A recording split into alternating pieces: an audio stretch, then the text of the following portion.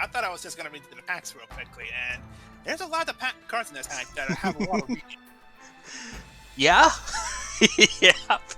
Well, you might end up having to wait for me then, because that's the bit that I do after we've finished, like, you know, doing this intro and whatnot for it. So I don't know. I can be somewhat brief with it, but yeah, like I was sort of getting worried that it was like I saw you were like getting set up, and I was like, all right, I'm gonna do a quick computer restart and get stuff for that.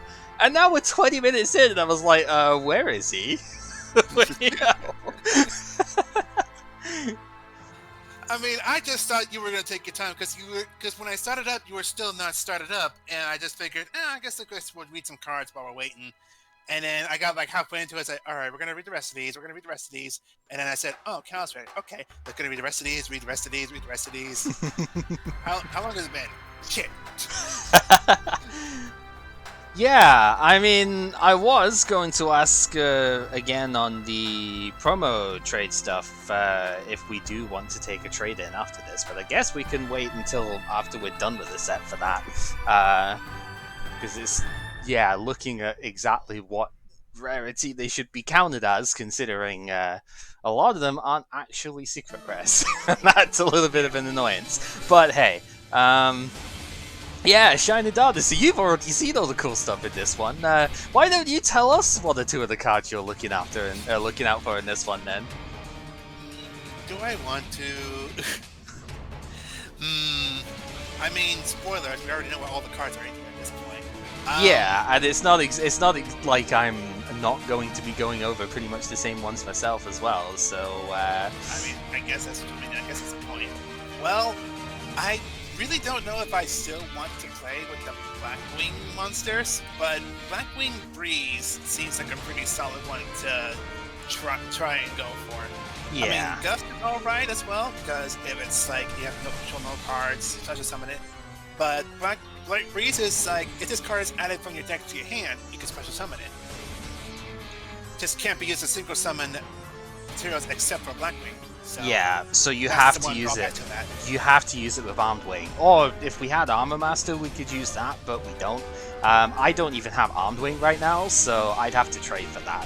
Which is fine, Armed Wing is a good card, but yeah, I've had my eyes on it, and I was like, that'd be really cool to pull, but I can't use it right now.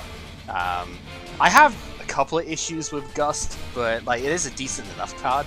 I think my issues with Gust is you can't use it with Sirocco, and you can't use it with Black Whirlwind.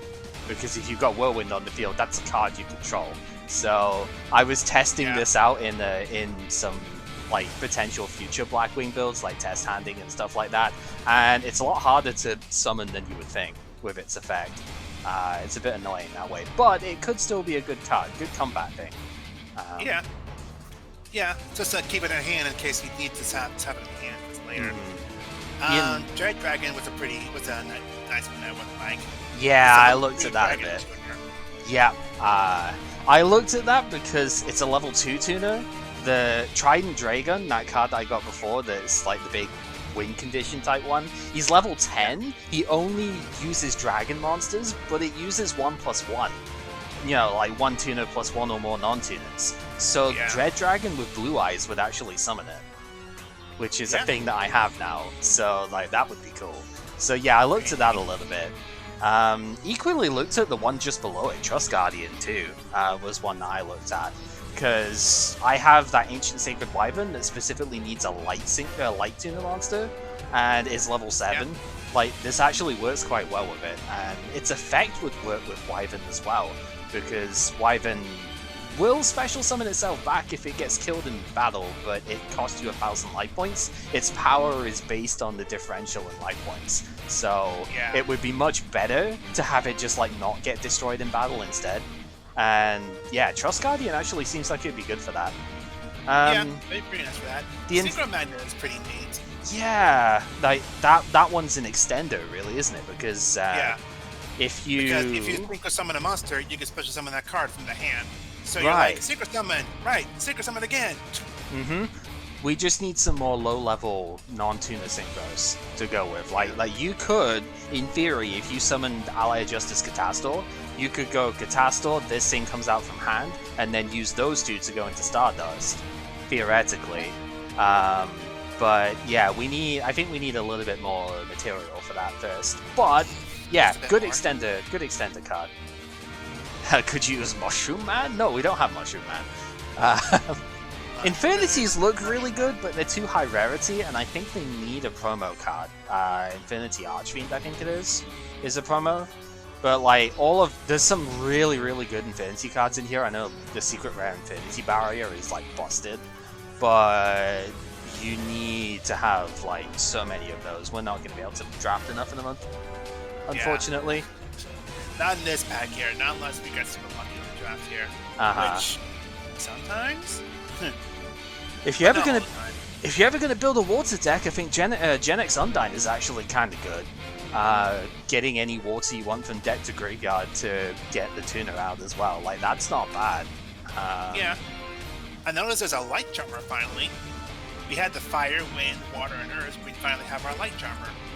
Yeah, Dark came in Duelist Genesis, I think, or like the set after that, was in that area. But yeah, we finally have the Light Charmer, so that's cool. Most people use Undyne for water decks. I mean, I can see why. Undyne is a pretty nice water card. Yep. That pronunciation of the only other thing I pointed out we'll be looking at is Blackwing Dragon. I mean, Synchro, but it's a pretty strong Synchro. Yeah, it's easily the weakest of the Signet Dragons, but it's still a level 8 Synchro that's slightly bigger than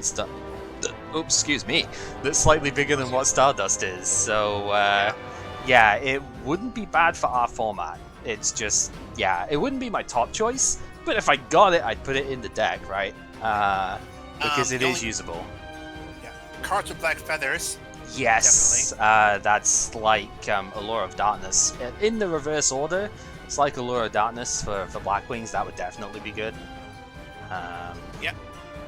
Speaking of the Blackwings, though, Hunter of Black Feathers is kind of funny in that aspect. It's like, oh, that's a cute mono-type deck you've got there. Would be a shame if I came in and wrecked it. I don't think it's that impressive, but it is funny. Yeah, and then Spore, I think, is the other one that's like really noteworthy if we ever do get enough plant stuff, because yeah, it's only a once per duel, but that's a 3 tuner that you can put on the field, which cannot be underestimated, especially when it modulates its level to go up as well. You could make that like a level 5 or 6 tuner, and then you don't have to have as strong a monster out to get to a really good synchro. So definitely fun for later. Yep.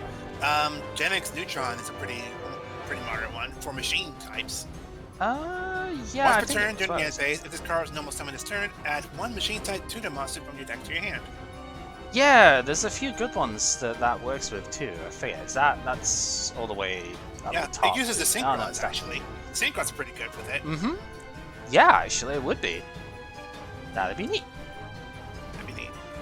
Also, pointing out that 1 normal machine tuner normal card. Yeah, the controller. Yeah, pretty funny.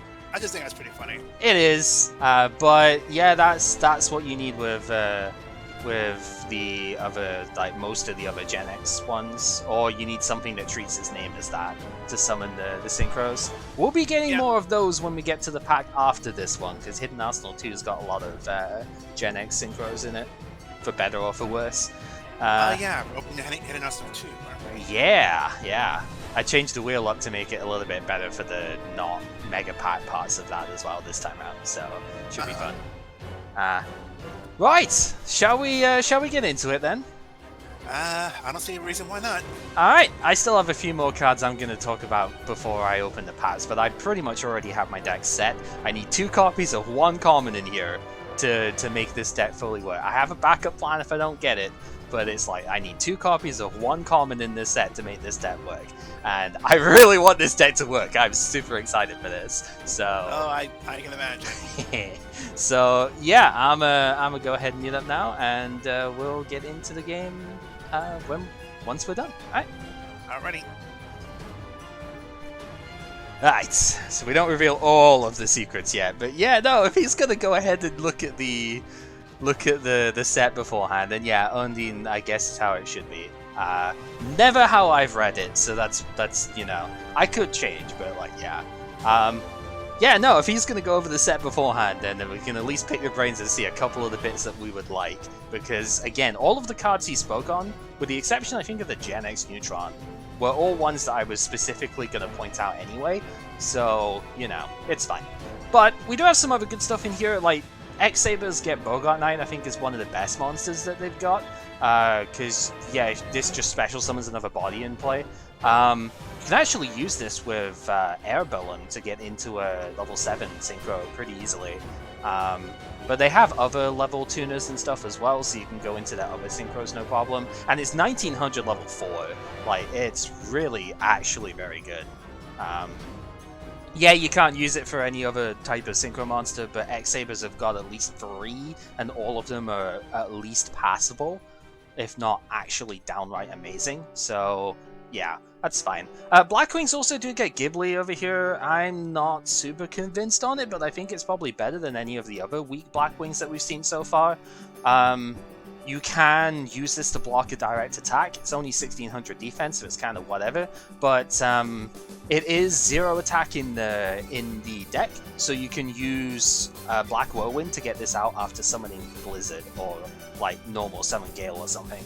But you can also get out these two. Gust is kind of bad because it's if you control no cards, you special summon this, which is very difficult to combo with a good tuner, right?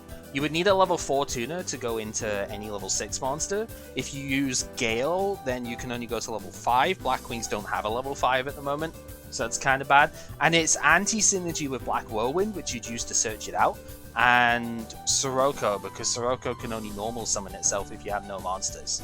So it's a little bit anti-synergistic in the way that it works, but it does have some applications, right? It's a free special summon on turn 1, which you can then tribute into something bigger, right? I think there are better engines you could use for that, but like it does have some applications. Breeze is really good if you have Blackwing tuners. Not a Blackwing Synchros even, as we mentioned before. If it goes from deck to hand by a card effect, which is Black Whirlwind basically, you just special it out. It's only 1100, so you can search this if you normal summon Gale or Blizzard. So you could go normal summon Blizzard, special summon a level 4 from your graveyard, get this with Black Whirlwind, special that, go into Armor Master as a level 7 Synchro. But unfortunately it can only go into Blackwing Synchros, and there are only 2 of those right now, neither of which we have. So I can't play it yet, but if I do draw it, then I might trade for Blackwings, and we might just play that. The Synchron here isn't particularly good, but not fussed about that. Dread Dragon, I did mention as well that I wouldn't mind either of these two, because like this can be searched with Mass Dragon and it can work for Trident Dragon. This guy can work for the level 7 Ancient Sacred Wyvern, which would be really good. Also just level 3 tuner in general that can be quite nice. So it's 0 attack too. You could summon this with like Debris Dragon or something. That would be fun. Flare Resonator is not amazing, but it is Beam Tuner, which I don't have any of right now, and there are some cards that need that, so it's fine. Infernity are actually really good, but we can't play the best ones because they're all too high rarity. Beetle might actually be worth it though. If we have no cards in hand, tribute this and get 2 Beetles from your deck. Like, this actually isn't terrible. It is a tuner in its own right. It's dark, it's level 2 inset, so there are applications for that I could use. But yeah, the Infernity in general are amazing, but we just don't have the ability to draft enough of them. Revival Rose is kind of fun. If you're playing the plant deck, you've got high-level plant monsters like Gigaplant. If they get destroyed whilst it's in the graveyard, you just special it out. It's a level 4 dart plant, so that's kind of fun. Bird of Roses on that similar aspect is not too bad either, because if it gets destroyed by the opponent's attacking monster, special summon 2 plant tuners from your deck. So yeah, when we get Glow Up Bulb, that's actually super good as well. I think Biofalcon was kind of okay. Yeah, it's not awful, it's not the best out there. Magi Dog for Magi Cat from before, it's kind of neat. As Kib said, the Light Charmer is in here as well, Liner. It's kind of neat. Kind of fun. Neat is just too much of a good word just now. Watts come in here as well. They are low attack monsters that generally can attack directly or do some other stun-based effects. Giraffe is actually kind of cool. 1200 attack direct monster is actually pretty good. Like, even now, like, that's not too bad. So, and Woodpecker can attack twice each turn, and that's, I guess if you can power it up, that's kind of neat, too. Keep saying that word today because that's all it is. Alright, Sandman is one that I want for later. We can't use it right now, but this, along with Wall, that we get later on, is very good for a stun deck. So I have Guardian, I'd have this, and then getting Wall later would be fine. Delta Tri is another one of these Light Machine 1200 attack monsters. It's kind of whatever, but it does have a thing in Trigon here. Fun fact, I actually considered trying to play this because Debris Dragon can get this out the graveyard, and that could be used as a method with like Mass Dragon to go into Trident Dragon. Because it's 500 attack, you can get this out the graveyard with that. But I didn't get Exploder Dragon Wing, that would be the other reason to play this, so yeah, I don't know. This guy! We need this guy today, because oh man, this is the heart of the deck that I want to play today. Ronin Totem. Doesn't look like much. It can't be used as Synchro material, but we're not really using it for that. We'd be using it for tribute stuff. If this card is in your graveyard, you can banish one frog monster from your graveyard, special summon this card. It's not once per turn, but we're probably only going to use it once per turn. But yeah, this is what I want to play today. So hello, Brownie. Yeah, no, I've been building this spice all week. It's been awesome. I think there's gonna be a lot of cool applications for that. So, Battery Man Fuel Cell is actually kind of neat, but I don't think we've got enough of the Battery Man stuff to actually make it work properly here. But like, this card is actually really good. You just need more Battery Man stuff than what I really am comfortable playing right now. I haven't really seen a deck list to use it, and I don't have enough Industrial Strength and stuff. So yeah, Ally Justice Core Destroyer would be good against Lightsworn exactly, and nothing else. It's not exactly that impressive, but I mean it's a Catastor on a normal summon, I guess. But it's only 1200, so it's whatever. And it's specifically only if it battles a light monster, not anything but dark. So it's obviously nowhere near as good as actual Catastor. It's the core of it, though, so you know. Herald of Perfection is actually really good. You do need a lot of ritual, a lot of fairy stuff that I don't have. I would need to go back and trade for like Herald of Orange Light and stuff like that. But this guy like negates whatever the hell it wants, which is amazing. You just need to be able to send a fairy type monster to the graveyard for it. And I think its ritual card actually gives you one of the resources you summoned it with back, which is fun.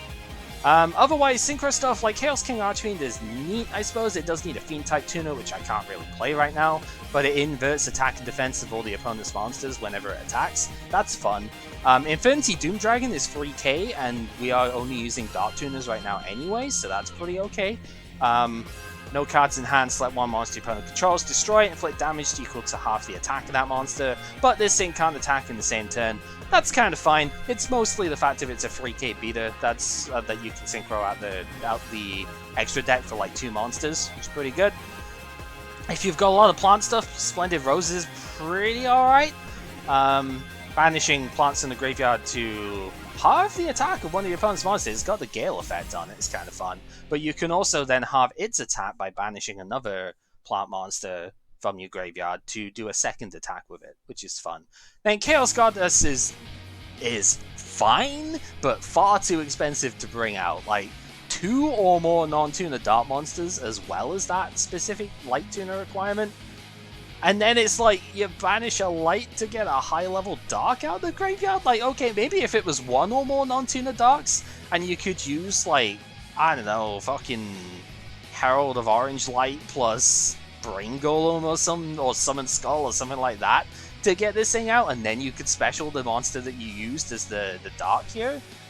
That's just so expensive, though, like, my god. As Kit mentioned, Cards of Black Feathers is pretty good. It's, the banish effect, it's a Lure of Darkness for Blackwings, but you have to have a Blackwing in your hand already. Luckily, Black Whirlwind is like stupid good at doing that, so yeah, it's a draw 2. You can't special summon for the rest of the turn, no, but play that early enough, get yourself set up, and it's really good. Into the Void is one that wasn't actually mentioned that's really nice here. It's limited for some reason. I guess it's degenerate enough, but whatever. 3 or more cards in your hand, you draw 1 card, and then during the end of the end phase of the turn, you discard whatever's left in your hand. So it's not as good as Upstart Goblin, but you can only play 1 Upstart Goblin, so, you know, play it as a second copy, I guess. Intercept Wave, I suppose, is kind of fun. You can stop Synchro monsters from attacking for a turn, and then put them back in the extra deck. That's neat. It's quick play, so you can use it to disrupt the opponent's turn. There was a Koa'ki Meiru card that I wanted as well. Yeah, here's the ritual for it. It is exact level 6 that you've got to go with for it. But if you ritual summon Herald of Perfection with this thing, you banish it from the graveyard and then get one of the monsters back that you tributed for the ritual summon. So that's very good recovery, considering you're probably going to be getting rid of a couple of level 2s to get this thing out, because the Herald of Green, Purple, Orange Light, they're the fairies that you hand trap to negate effects and stuff. You discard them from hand, they're all level 2. So you probably have one of those and a level 4 monster to get the Herald out, and then you banish this from the graveyard to get the hand trap back, which is neat. Leeching the Light is another good thing that is specifically good against Light Sworn. This could be a side deck option. 1 light monster the opponent controls. You then, all of your monsters that you currently have out gain attack equal to the attack of that monster. It's honest, but in reverse for all of your monsters. So look out for that. That could actually be a side deck tech here. Probably won't be today. But like, if Light Sworn is played continuously here, that's a card to tech in against him. Power Frame has got a stupid confusing effect, we don't care about it. These Blackwing traps don't really do a whole lot. I mean, I guess Backlash over here is kind of what is okay, but nah. Damage Gate, I think, was just a better damage condenser, because you don't have to discard, but it does come from the graveyard instead. The monster, that is. It's fine. There's a couple of Koa'ki Meiru cards in here. Chaos Trap Hole is the other one. I'm surprised it wasn't mentioned. Whenever this is a counter trap too, so it's a lot harder to respond to. 2,000 life points is a steep cost, but you get to just banish all of the negate the summon and banish all of the light dart monsters that were played in one summon. So again, very good against the Light Sworn stuff, but also good against Blackwing too. Like, it's not, this one's not just a strict counter against the one deck. This is actually good against multiple decks of the format, so that's fine. There's another monster for Koa'ki Meiru's here that can summon tokens if your stuff gets destroyed. It's whatever. Nimble Sunfish I think was okay for the fish deck stuff, just because you could special summon more of it, but it's a super, so good luck. Yeah, Core Overclock I think was the one I was looking at. All Koa'kis gain 500 attack, which puts them all at 2400 actually, the ones I'd be playing. And then you can discard a Iron Core to have them all gain 1000 attack until the end phase if you want to. So you can actually push the game off of that too. Makes all of the rock Koa'kis 3400 attack, because this bit doesn't go away. So that's pretty good. And then the Genex stuff we mentioned. There's a couple of X-Saber things or whatever. Another card I might play in the extra deck if I get it. It's not a good card, but again, it's specifically okay against Light Sworn. Light Gazer over here. It is level 8, and it only starts at 2400, but it gains just 200, but it gains attack for every light monster in the opponent's graveyard. Those Light Sworns go in the graveyard all the damn time, right, to power up the other stuff. So if I can get Dragonif off the field, this would actually be a very good beat stick to end the game with. So I'd probably put it in an extra deck if I get it, but I'm not going to waste too much effort if I don't, right? I'm not going to trade for it, I don't think.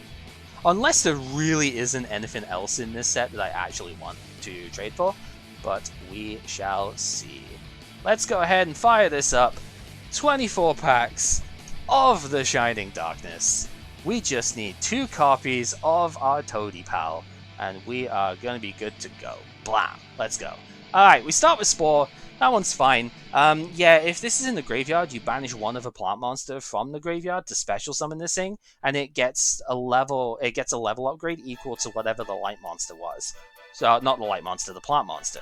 So if you banish Lone Fire Blossom, this becomes a level 4 tuner. You can only do that once per duel, but it's a free tuner on board, so that's one of the things the plant engine was known for. There's Bird of Roses. Speaking of plants, yeah, alright. If I ever like try and trade for Titanial or the other Giga plants and stuff, this would be a good card to throw in. So yeah, alright, not too fussed about that. Fountain in the Sky is pretty bad. I think it like gains life points if a fairy does damage or whatever. It's kind of blah. There's the Blackwing though, Gust of Backlash. Yeah, it's fine.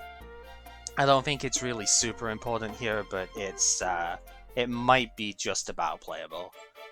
Second Bird of Roses, sure. More importantly, Ronin Totem 1. So even if I don't get another one, I probably wouldn't play the deck unless I draw 2, but I can trade for the second one afterwards. So I will be able to play the deck today, just maybe not immediately, we'll see.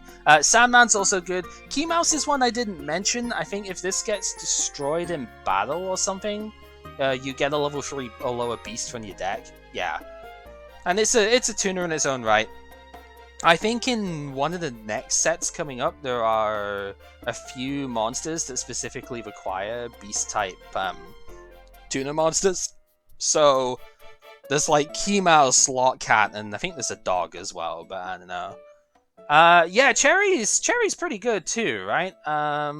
Cherry and Mato. When this is destroyed by Battle Center Graveyard, special summon 2 in-Mato monsters from your deck. Cannot be used as synchro material that turn. I don't believe I have more than one of the regular in-Mato, but yeah, that's one I would look at, because that's pretty good. Yeah, if I get enough of them. Alright, that's only part 4. We still got 20 of these suckers to open, so let's do it! Alright, nothing too fancy out of here. The Genex controller, we need the thing for that. Again, the Infernity are good, but they're all, like, really high rarity, the ones that we actually need. So, we're not going to be able to pull enough of them, I don't think. There's Revival Rose. I did mention that's a pretty good one. Leeching the Light for the side deck here. This Tiny Turtle is pretty fun. Neither player can special summon monsters with like 1800 attack or more or something. He has 1800 defense exactly, so that's kind of interesting. Also could be summoned from some of the other stuff here, which is neat. Infernity Avenger, I think this one got like banished an Infernity out of the grave or something if you had no cards to hand and it level modulated itself. I don't remember exactly, but it's good if you have the Infernity engine, but we don't. Again, they're all like the best cards are all like super secret, etc. There's Ronin Totem 2 and a third Bird of Roses. What? Can we get a different super, please? I mean, I'm not gonna complain. This card is actually pretty sweet, but like, I don't have plot right now.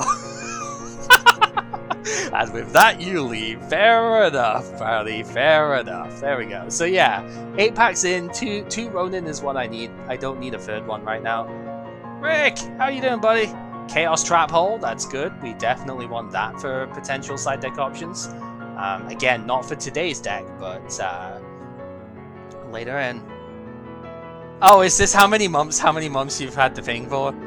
I think it is, isn't it? Because that's a 5, 4, 3, 2, 1. Pyramid time for the resub?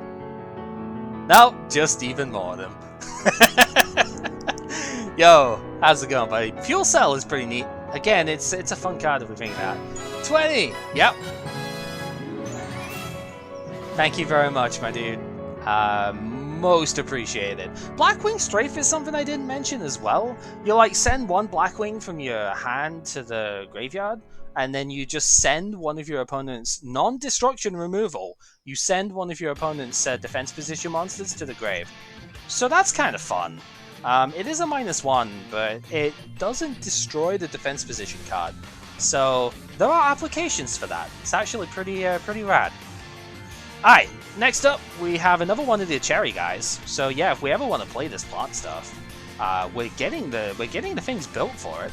That's fine. Should note, Bird of Roses can special summon this guy because it's a tuner. So keeping that in mind, there's a few good applications for those birds right now. Prototype is decent. Yeah, it's not the best card out there, but you can use it to... It's a rock. That's the main thing I'd want it for. All the Koa'kis that I want to play, other than Drago, I guess, are rock type.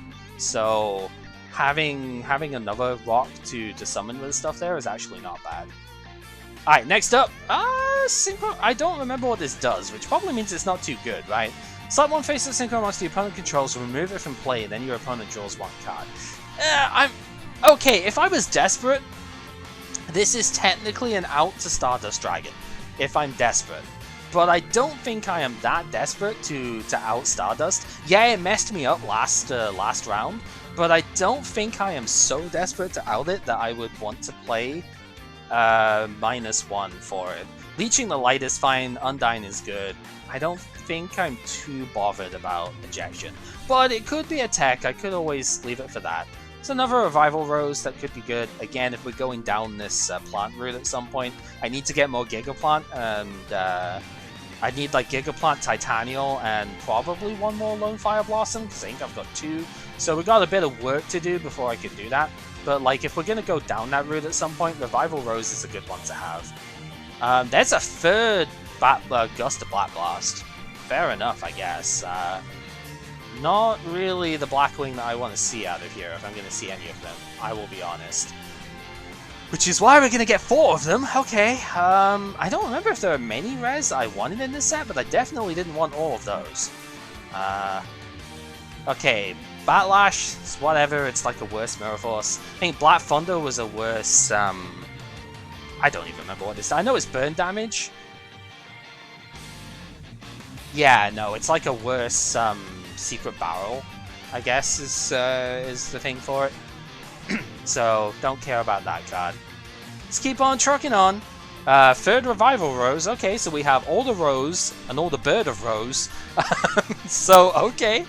I guess we're doing that, huh? Alright, 6 packs left. What do we got? Magidog. He's cute. I've got all the Sandman that I need now as well, which is good. So that is fine. Ally of Justice Core Destroyer. Alright. Yeah, card by any other name. I have Black Rose Dragon! There we go, busted!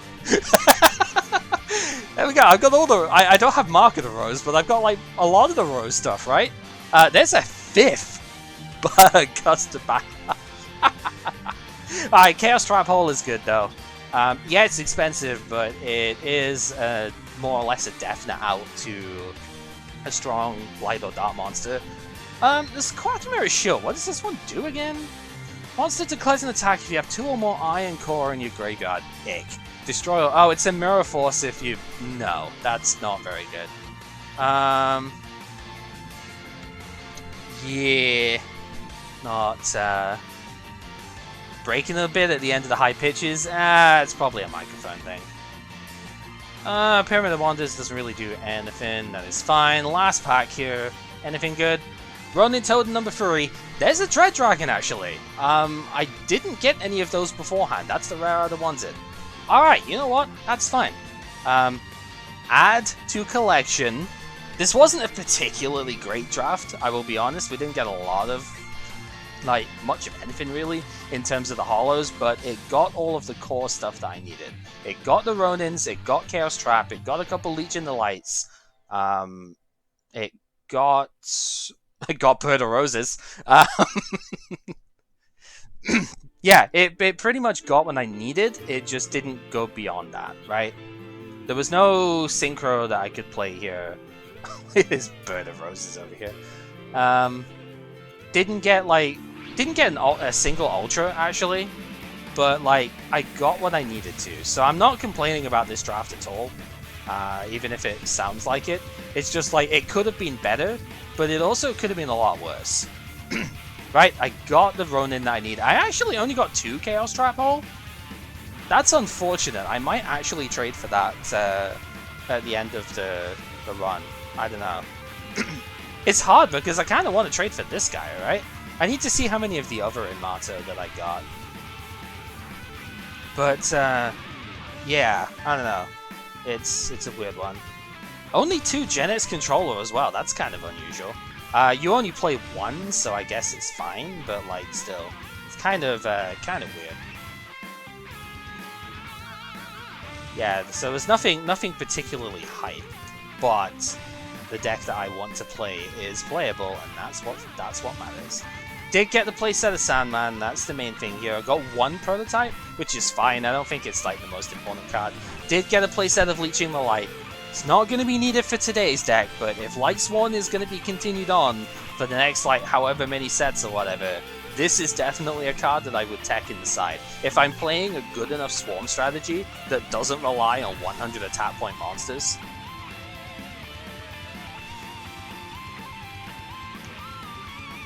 Like, strictly speaking, I could play this in the side deck today, but I won't, and will show why when I get there. Because I have much more in the side deck than I need. Triple Revival Rose is fun. There's the Ronin Totem. Ronin. It does kind of suck that he can't be used as a Synchro Summon material, but like it makes total sense. Just wait until we get to the Exceeds era if I decide to keep playing this. Because like Exceeds will be able to use that as material, and that makes it a lot more interesting. Okay, so that's all that we need out of here. Let's go into our list here, and we will go back in, and let's actually describe what our deck is today. So, it is Froggy Friends. It was initially going to be a Horus level 8 deck, but I was drawing Horus 8 too much. It wasn't bricking, but it was inhibiting the hands, so I've retooled it a little bit to be a more regular tribute engine. This would normally be played with Monarchs, but I only have like one. I have one Festalus and two Zaborg, and that's not really good enough. If I traded in for like Mobius and Riser or something like that, I could make this a lot better.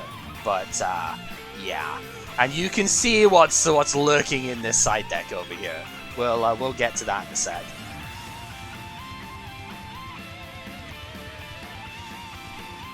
So I will say most of the decks in this era that did this actually started basically with what the side deck is here and transitioned into more what the main deck is.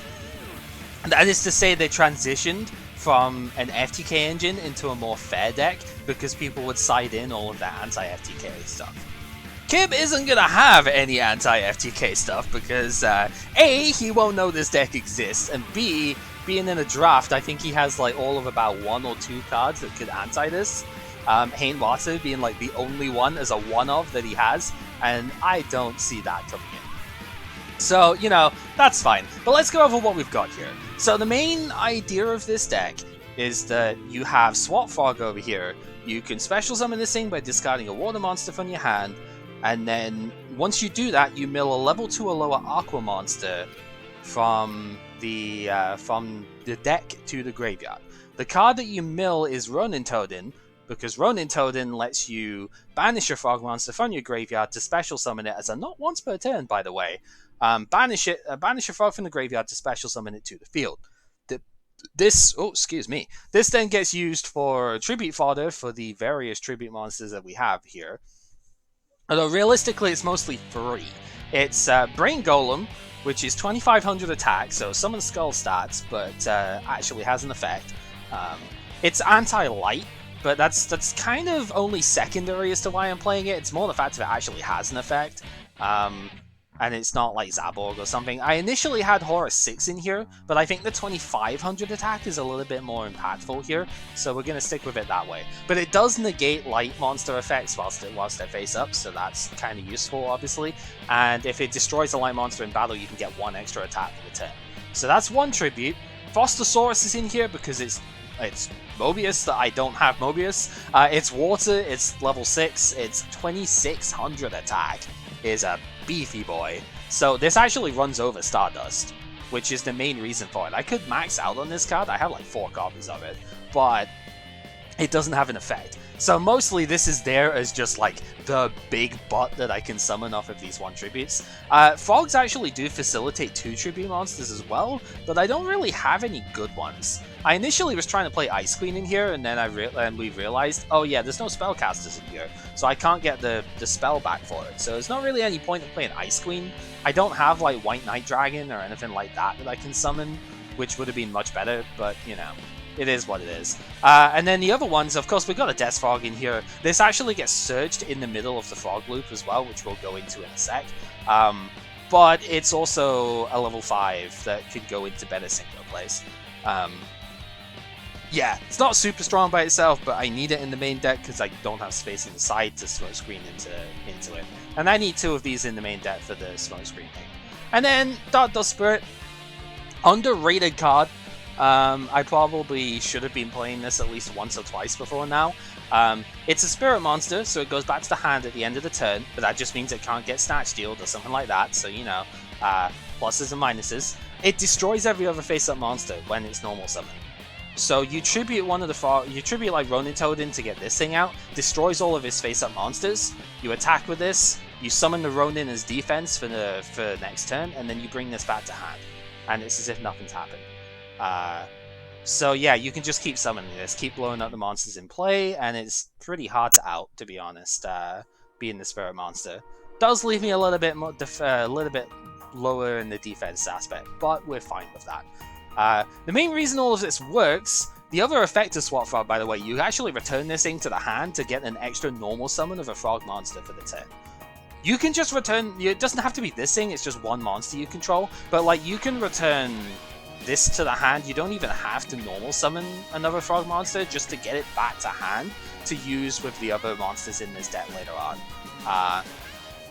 Or you could just use it as fodder for another Swap Frog, something like that. You can't get an extra normal summon of Swap Frog itself, but that doesn't really matter because that's not what we're using it for. It's a special summon that mills Ronin from the deck, and it also works as fodder for Substitute. I only actually pulled 1 copy of this, I'm pretty sure. This card was unlimited in like this one set. I think it got like quit banned pretty much straight after this, which we'll see why. This is going to be the choke point though, is like, can I get Substitute out? We are hoping to, because it is a very good card. It's not once per turn, that's why it's busted. You tribute 1 monster that you have out to special summon any 1 frog monster from your deck except Frog the Jam, because that's not a frog monster, it's a toad monster. It's actual, I got a rotted name change to reflect what it's supposed to be. It's actually supposed to be Slime Toad, so it's not a frog. But this thing has been banned for so long, it has not had an updated card text. Yeah. And the other thing I actually didn't even realize here, the other effect here, this has a second effect. Frog monsters cannot be destroyed by battle. I actually didn't even read that. That works for this guy, which we'll get to in a sec. But yeah, this thing just shits out all the frogs out of the deck. There's really no better way of putting it. There's no like cleaner way of doing it. You special summon this guy, you get this out the deck somehow, whether it's by the manual draw, or whether it's by 1-for-1, or like Painful Choice Monster Reborn. However you get it out the deck, and then you tribute the Swap Frog, you go through all of your froggies here. Flip-Flop Frog is just like Hain, but you can get more returns off it if you've got more bounces, I should say, if you've got more frogs out. It's kind of whatever. It's there as a name more than anything. But it also goes into Dupe Frog. Treebone Frog too, I should note this. I do have 3 copies of this because of the various Tawny packs and stuff that I managed to pick up 3 of this. So we're fine on that front. This just comes back every turn and gives me the Tribute Fodder or an extra Synchro level that I need too. But really, it's going into Dupe Frog.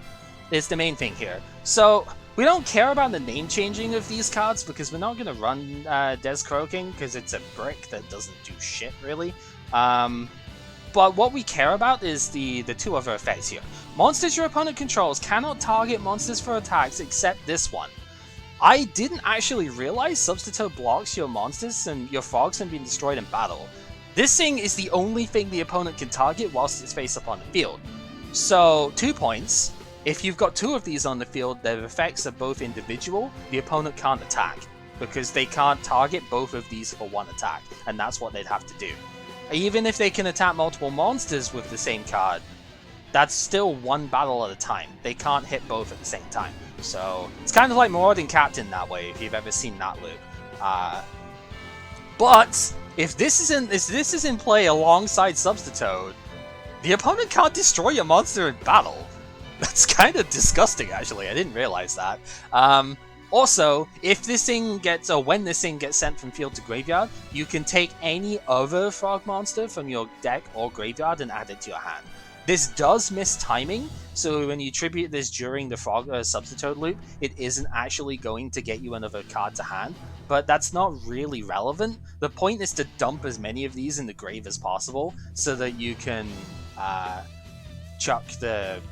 basically chuck all of them away for Ronin Toad summons, more or less. And you're thinning your deck a lot too. But the thing is, this guy's got 2k defense. He's actually not, like, a lot of these have got 2k defense here, right? All of this core here is not exactly small. Jane gets over them, but the rest of the Light Swans kind of struggle a little bit. So, yeah, he's actually really good. And then, of course, that can also summon this guy. And as I said, Synchro fodder for Fishball Blaster over here. This card is busted as shit too. It was actually playable at 3, I think, during this time. But like, we're only allowed 1 because it's banned, like mega banned nowadays. Yeah, if this thing's in your graveyard, aka Painful Choice, or Swap Frogged into the graveyard, you can discard a card to special summon it, so long as you've got a low-level water monster, which, spoilers, pretty much everything this way is, right?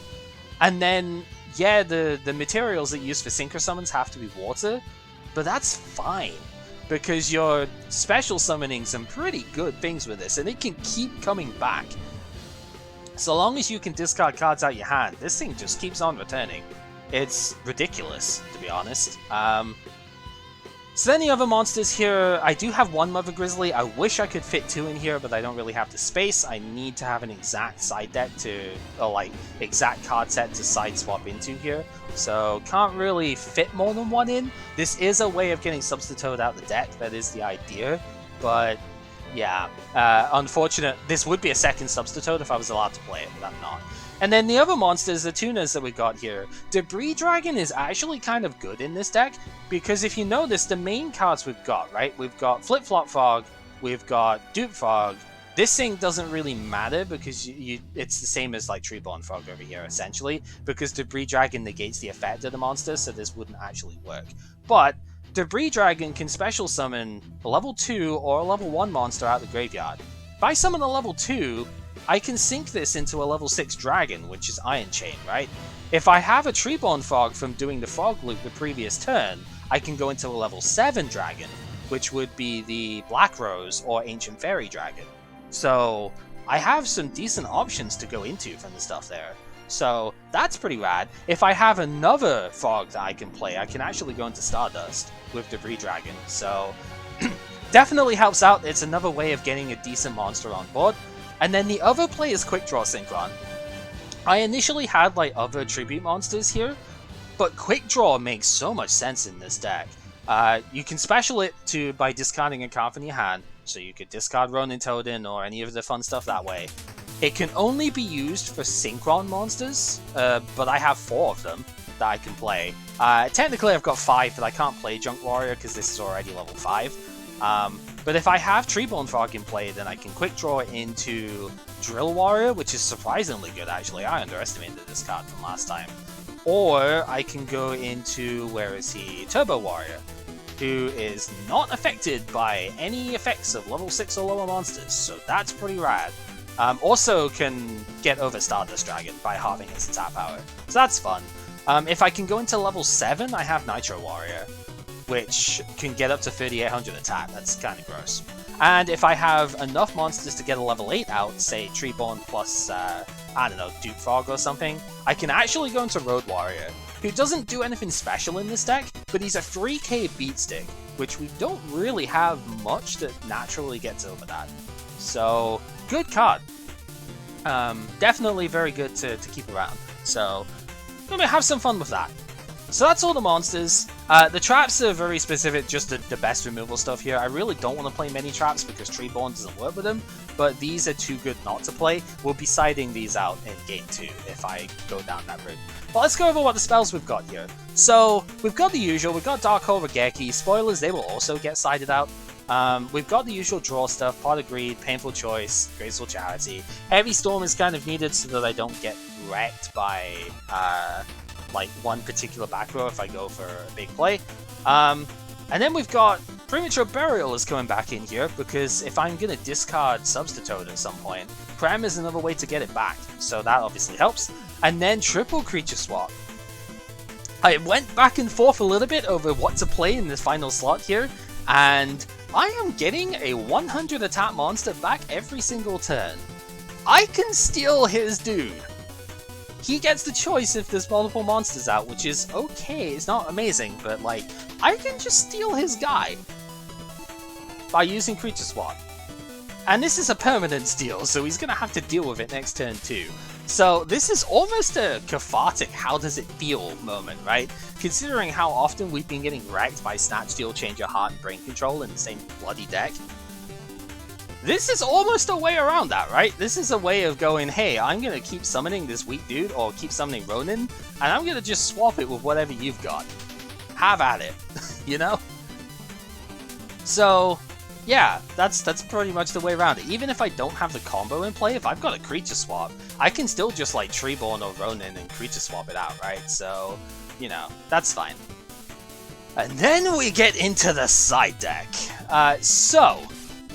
I can't really click on the cards I were thinking of here, but I guess I can do it this way around. So if I feel that I need to be a little bit less fair on the stuff here, let's just click down and show the 15 cards that will be going out of this deck. Because yes, it will be a 15 card side deck switch here. This is one of the few times where we're actually going to see a smokescreen side deck coming in here. So I'm going to put all of the cards that I'd be subbing out into the very back of the deck here. Keeping that, there we go. So it's 1, 2, 3, 4, 5. So we sub out all of these cards for everything that's in the side deck, and that generates Frog FTK. So Frog FTK relies on having Mass Driver, or in our case, because we can only play one of these, we'll have Cannon Soldier as a backup play here. If I can get this out, this is where Premature Burial, or actually Ancient Fairy Dragon, could potentially come in to get this guy out.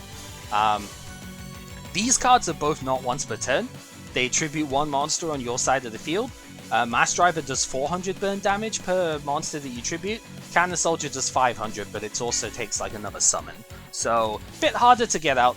To facilitate that, basically, we do the Frog loot, we get Substitute in, we get rid of all of the Frogs in the deck to the graveyard, we get Ronin Totem in the graveyard, special summon Ronin Totem by banishing a Frog, launch Ronin Totem from Mass Driver, catapult it into space, do the 400 damage, it goes back to grave, you banish another Frog, special summon this again because it's not once per turn. None of these effects are once per turn, that's what makes this deck disgusting. And you just keep launching 400, 400, 400, 400 at the opponent until you win. And you can do this on the first turn if you open correctly. To do that, however, we need more Frogs in the deck than what we normally play.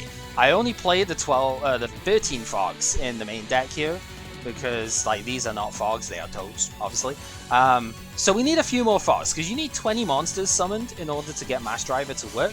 16 for Cannon Soldier, but we're not going to pretend that Cannon Soldier is the easier way of doing this. So we've got Beetle Frog is 1200, it's also level 3, so it goes into different Synchro plays, if I need to play a little bit more of a fair thing with Fishbowl Blaster here. Got another Des Frog, because that's level 5, that goes into other different plays. Poison Draw Frog comes in because it's a frog by name, not because of its effect. Although it can, if it's face up and gets destroyed by something, you can draw a card with it, but it misses timing, so that's a bit awkward. Unifrog comes in here, again, just because of the name, but I might, even if I don't go Frog FTK, I could side into this by probably getting rid of the Flip-Flop Frog. And this thing can destroy spell traps by doing its direct attack, which is interesting enough.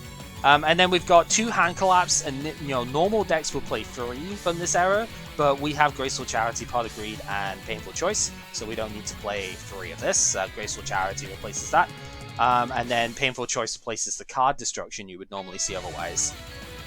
2 more Ray of Greed. I only have the 2, I didn't pull 3. Again, deck lists of this time would play 3, but this will work just fine with the other draw options that we have. This just basically lets us fix our hand to try and get to Substitute as soon as we can. And then Salvage is the other one, because we might end up needing to discard more cards to get like more Swap Frogs and stuff played.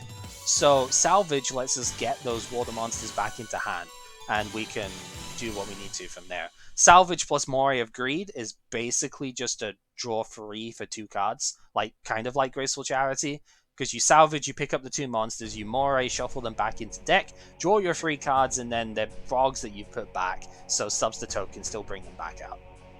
So yeah, this transitions into Frog FTK. A trade that I need to make for this deck to be the best it can be is Dark Strike Fighter.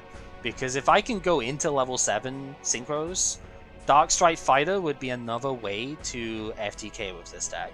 So I need to trade for that next time round, but that's fine. It's a super rare, we can do that, it is not a problem. So, that is what we're gonna play today. This is the spice, for sure. I am ready. So I've just told him that we are set to go. I'm going to take another drink real quick because my god, that's a lot of talking for that. It's a lot to go over because this deck is very, very different from what we played before. I'm not giving up on Fortune Ladies entirely. Like, last set was a miserable show for them because I just didn't get to play the game. I'm not giving up on them, but I also don't know how to better build the deck yet. And I really wanted to try something like this. This is going to be both hilarious and absolutely amazing if it works. So, whether or not it does, we'll see. Light Swan is a pretty strong deck to go up against, but I think this can do it.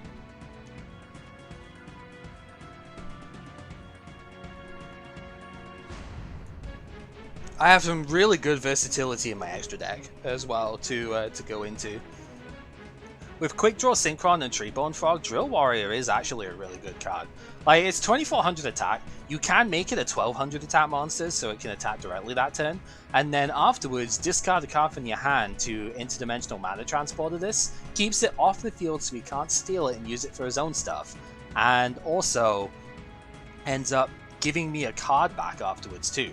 When it gets special summoned, it's like you discard a card initially, but when it gets special summoned back to the field, you actually get a monster from your graveyard back to hand. So we can get the resource that we discarded for it back next turn. So this card is actually pretty good. I definitely underestimated it a little bit.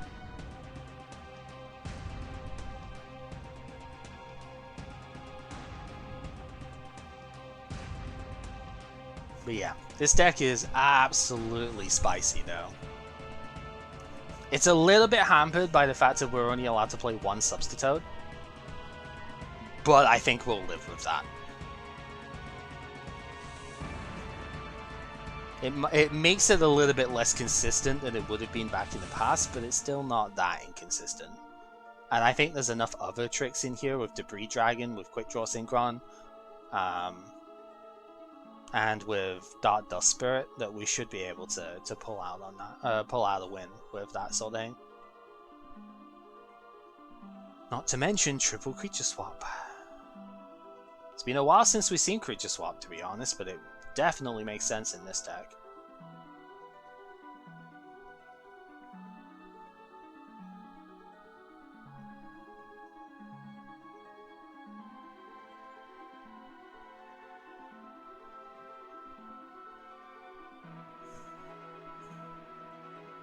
So the idea is hopefully we take the surprise game 1, and then game 2 we transition into Frog FTK and literally blow them out of the water.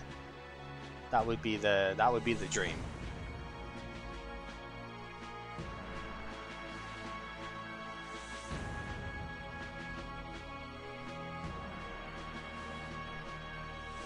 So the other thing with a deck like this in this era is that there are no hand traps that can interact with this. Again, with the exception of Hain Water, which you could discard to block effect damage for a turn. That's the only thing that can facilitate interaction with this deck.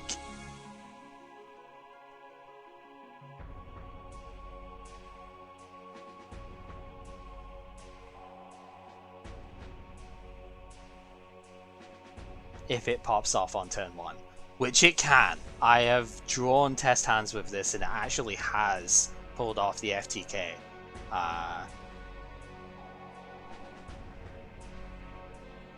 The one thing I wish I could have fitted in, which I think would have had to have been instead of a creature swap, was Giant Trunade. The decks of the time did play Trunade in here, so you'd have 2 ways of clearing the opponent's back row. Because that could end up being a problem, but... I'm just gonna have to go with what I've got, because I can't really squeeze the deck space any further here. Without taking out like a creature swap or something, but even then, the creature swap is part of the side deck strategy. So, I can't actually take out anything that's non-critical here.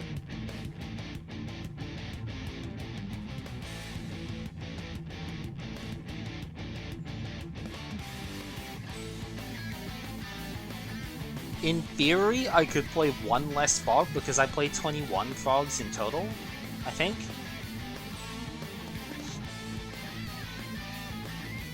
Seven, 1, 2, 3, 4, 5, 6, 7, 8, 9, 10, 11, 12, 13. No, I played 20 frogs in total, I think.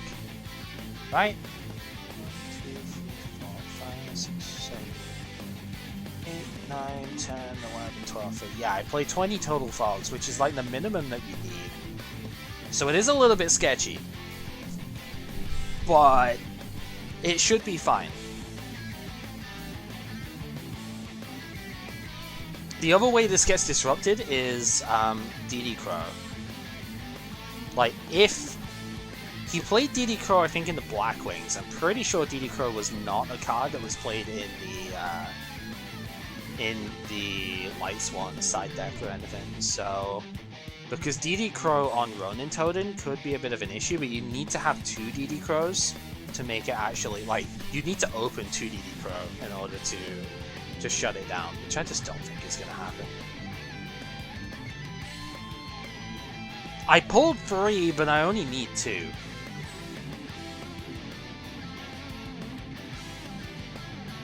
But yeah, we pulled the Totem Chaos, so we're playing this deck today.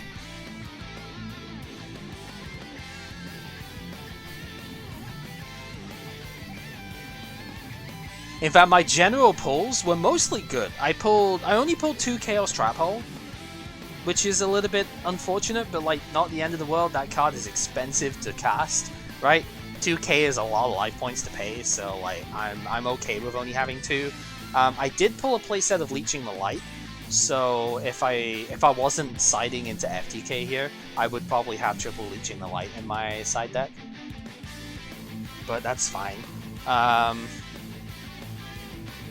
What else did I get? I got triple Bird of Roses, and like 2 Cherry and Marto, triple Revival Rose. So, you know, I got quite a lot of plant stuff, which I thought was quite funny.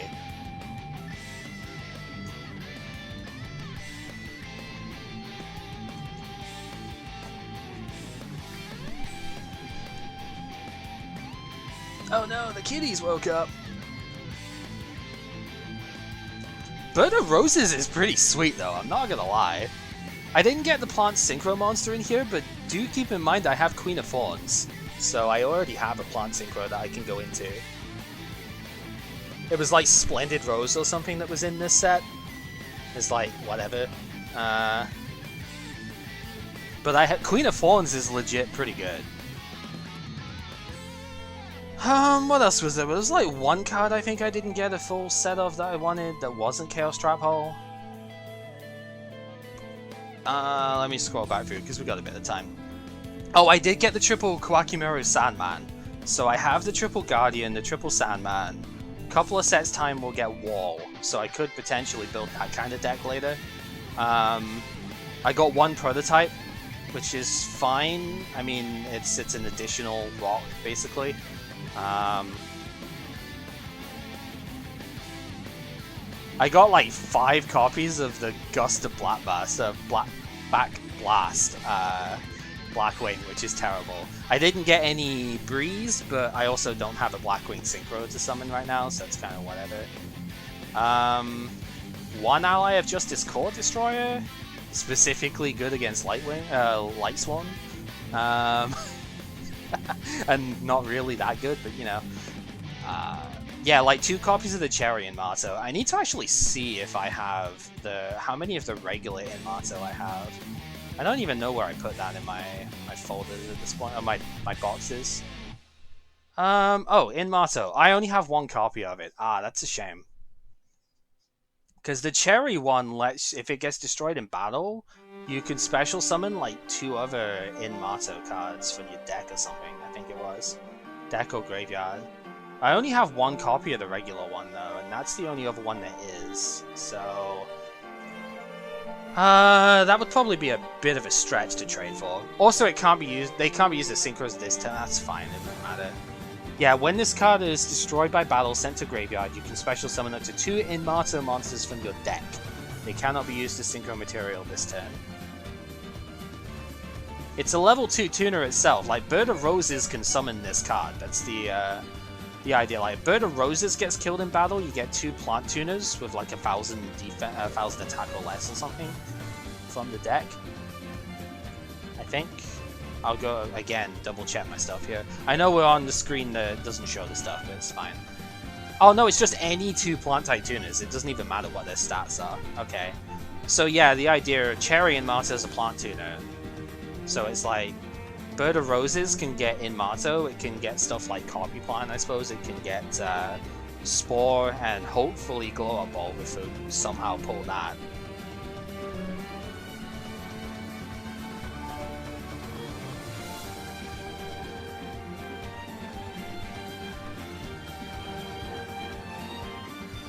Like, it's not the greatest thing out there, but it's definitely worth it if we were to play plants. It's a level 4 plant itself, so Queen of Thorns can use it.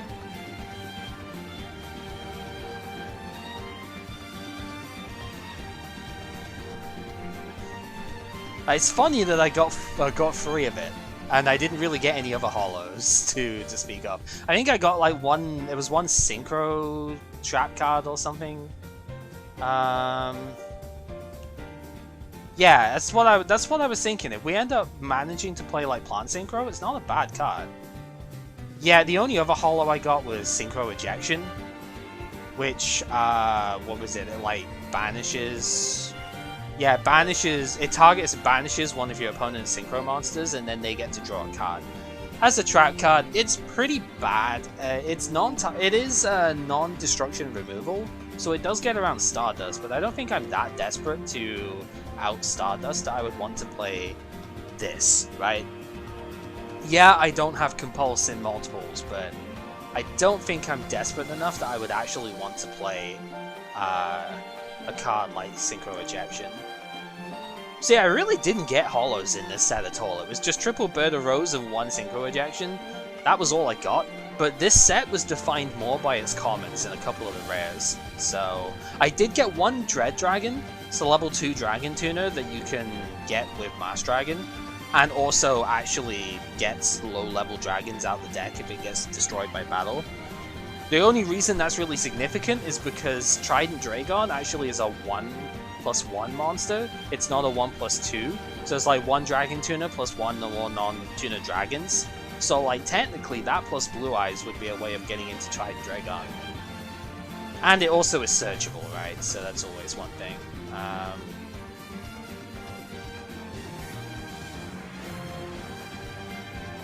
But yeah, really the main takeaway is I got the Toads and I only got 2 Chaos Trap Hole. And if I really need to go anti-Lightsworn, I did get triple Leeching the Light. Like, if Lightsworn is becoming too oppressive, I do have a spell card that, like, dunks on them entirely. It pretty much honests all of your monsters. It's a not a quick play, unfortunately, but it pretty much honests all of your... Oh, no, it is pretty accurate to say that. It honests all of your monsters by targeting one of their light monsters. You select one of their lights, and then all of your face-up monsters at that point gain attack equal to the attack of that light monster. So in a swarming deck, you know, Leeching the Light is like an absolutely perfect anti-light swarm card.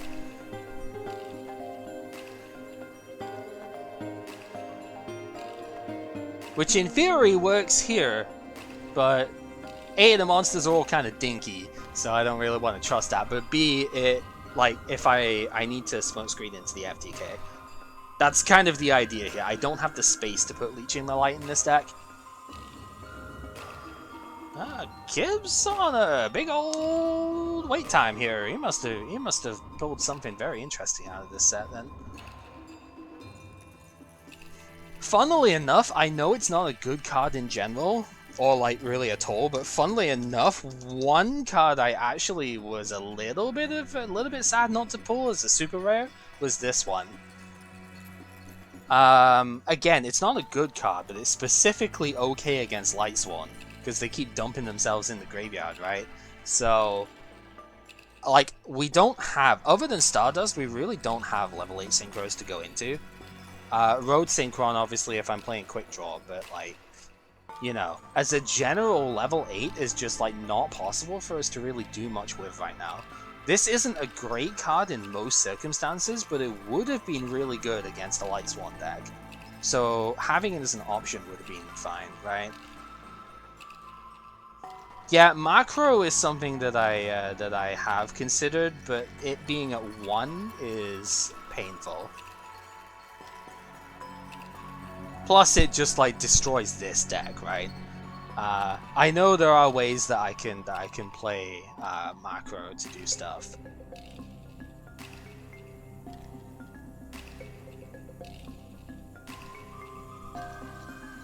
But right now, I really don't want to necessarily go for a strict counter deck, right?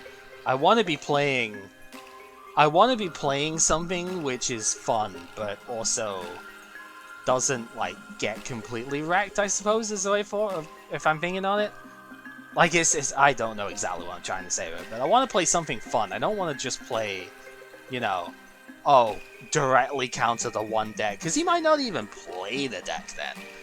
And sure, you might get lucky and play Gravekeepers to out Lancer Frogs and end up outing Insectors because they work in a similar way. But you also might just play like Leeching the Light and Macro stuff and it just does nothing because he's not even playing. He's not even playing lights anymore, you know?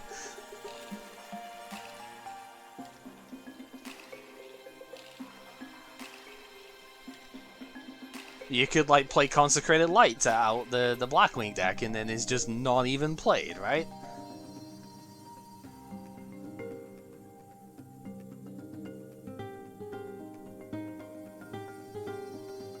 Yeah, exactly, but there are only so many cards you can fit in the side decks as we go on, right?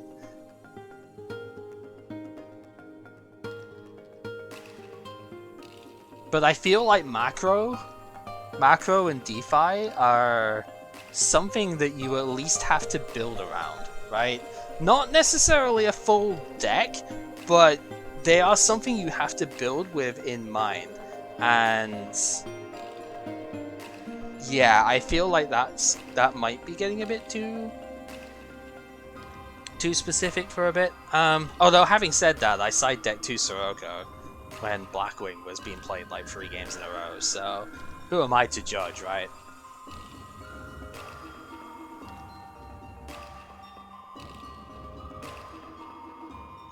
Yeah, MST is something that I wish I could fit in here, really, but I don't think I need to either. I think this deck can kind of run its own game plan quite a bit.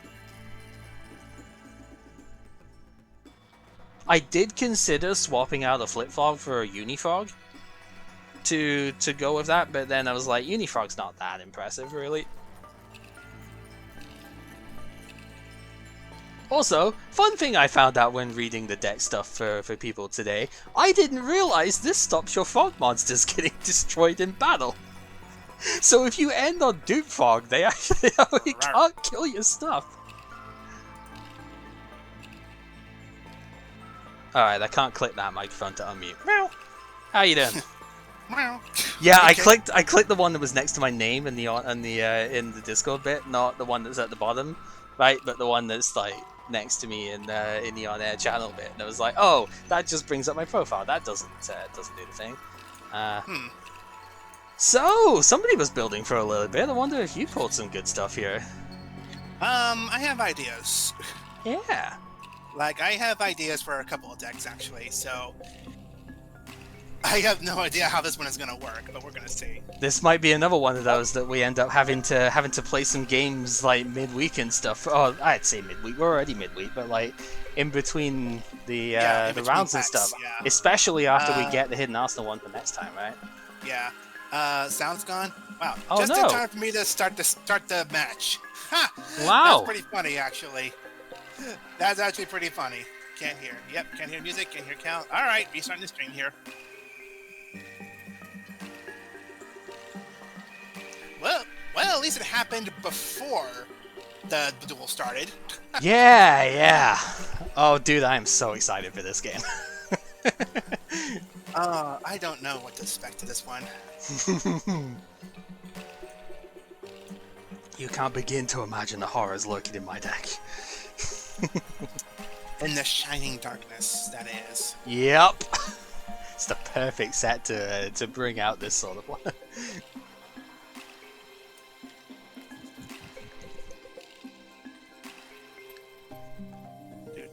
This set has some surprisingly good cards in it, though. I think this is the most excited I've been for a set opening in a little bit, to be honest. Like, this does have some interesting cards, for sure. Yeah. Like, I always end up finding in the description stuff, I always end up finding a ton of cards to actually talk on and go through, to the point where I'm brushing up against the YouTube description character limit every time. Like, 5,000 characters ain't enough. But, you know. Yeah. This is probably the first one in a while that has had, like, a really good amount of cards that I actually want. That aren't just ultra rares and stuff, right? Because you can always hope for those, but you can never really expect them. I think this one actually has some really good low rarity cards. I see Flucky. He's so cute! There we go. He's so cute. I had to use him at one point because, oh my god, he's cute. I mean, yeah, he is cute. Okay. Alright, dude. Let's have some fun. I'm going to discard Frostosaurus to special summon Swamp Fog. By discarding one other water monster. When this gets summoned in any way, I get to mill a level 2 or lower Aqua from my deck, so we will put Ronin Toading to the graveyard.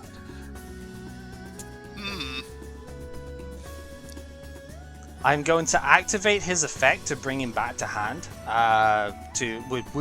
which would give me another normal summon of a frog monster this turn, except Swamp Fog. But I'm actually not going to use that. I'm going to set a card, and we're going to pass in that. You didn't normal summon that turn, though. Nope. I set. I'd have to normal summon another frog that isn't Swamp Fog to use the secondary one of it. So I specialed the Swamp Fog, and then I'm just going to set the monster that as my one normal summon per turn. I can't normal summon Swamp Fog with its own effect, so because I want to set the card, not summon it, I'm not going to use the extra ink. I just want him back in hand. Yeah, okay.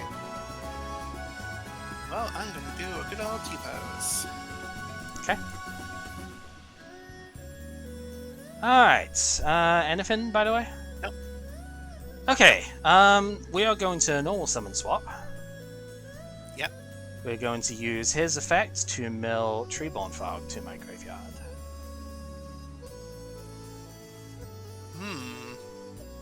And I'm going to... Let's see, what do I want to do in here?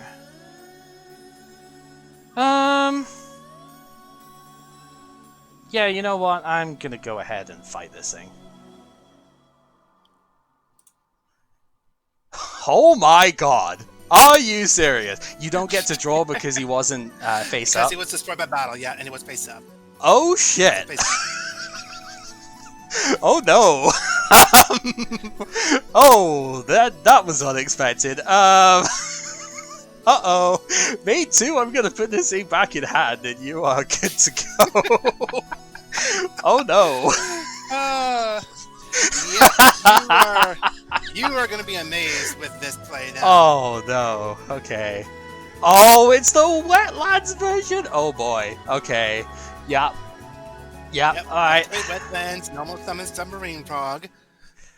Submarine frog attack is doubled with the field. Yeah, he's 24 at the moment. Yep. So battle phase. I only have one submarine frog. This is a real shame. It is Duke Frog, so I'm gonna take 400 from this. But I am going to get another frog out of my deck, except the Duke.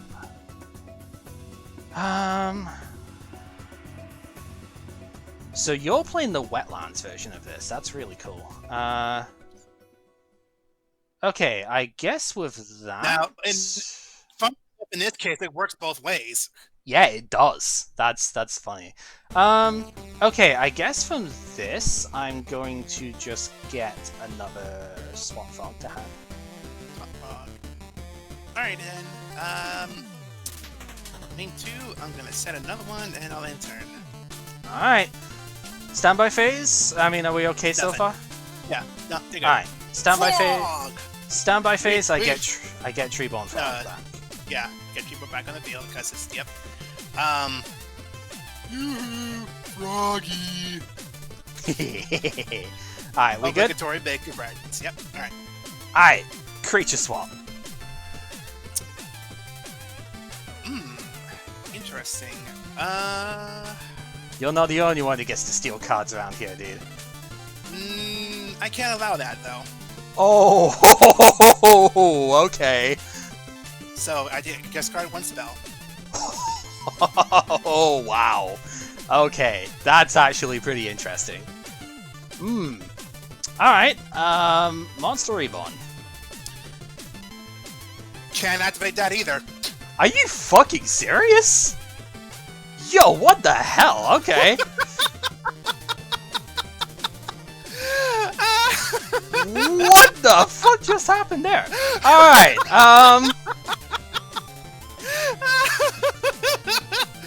Can't let you do that, Cow. Wow, okay. Oh man, that was... That's a highlight. I can't believe that was your exact hand here. This is unbelievable. Oh, that's amazing. Oh. Okay. What do we do about that? Okay, I'm gonna discard a swap to special summon a swap.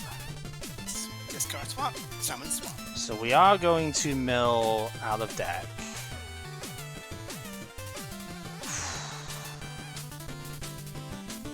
Unreal.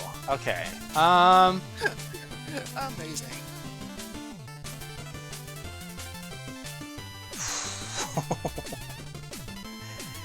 Yikes. Your swap frog is still pretty beefy because now it has 2200 attack. Yeah, it's not bad.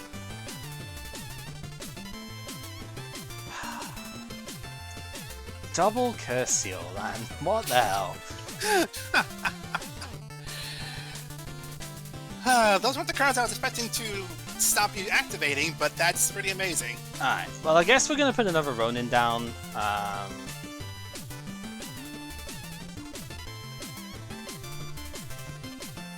I mean, you're just gonna hit over Treeborn anyway. Oh boy. Yeah, I guess I'll banish swap so I can special summon Ronin anyway. Might as well at least get some more stuff out here. Yep. And I'm gonna have to just end it at that. Jeez. 200 in it. Unbelievable. Amazing. Yep.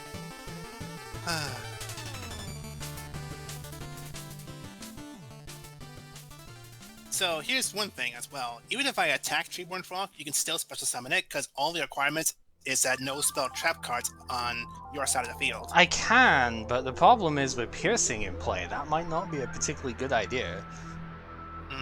I guess not. Because this is gonna hurt. Yeah, I guess it's gonna have to poke up the Treeborn. Yeah, because that's gonna be 2300. That is gonna hurt. Because this only gives attack, it doesn't give defense. Yeah. Alright, I actually am gonna special summon it back though. Because main one, I'm gonna tribute it for Brain Golem. 25, baby! Alright, and we are going to banish the Duke Frog from the graveyard so I can get Ronin Totem back into play. Uh-oh. We're gonna switch this guy into attack. Battle phase. This is gonna hurt. We're gonna swing in for 100 difference here. 100 difference, and then 1200, 1200. 13. So these 13, guys have. Yeah. I know. I'm just adding it up. So okay, that's fine. 13, 26, 36, 4800. Yeah. That is freaking correct. Oof. Yep. Go ahead. Freaking oof.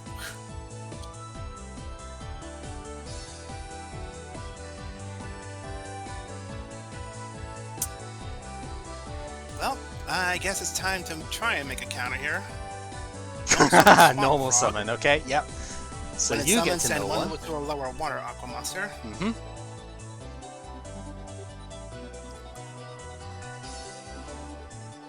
I can't believe this. This is amazing.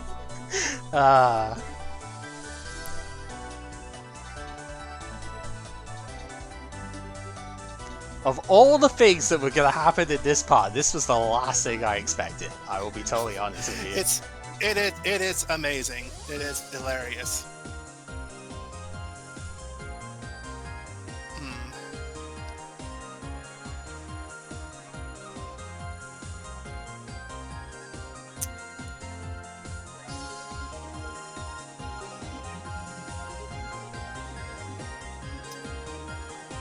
I guess I didn't add that one frog in. Because I thought I did. I guess not.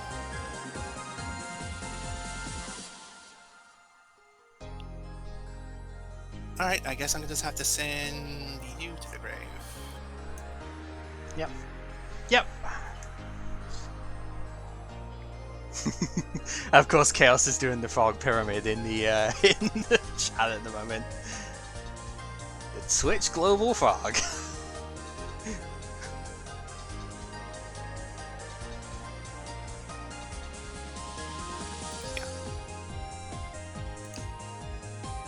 Alright, I don't think I can win this actually at this point because you have all these monsters at this point.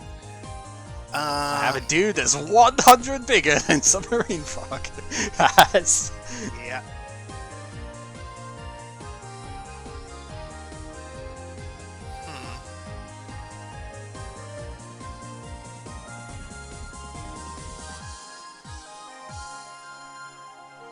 So this is banish a frog monster to special summon this card, so I guess I can banish Submarine Frog. Yep.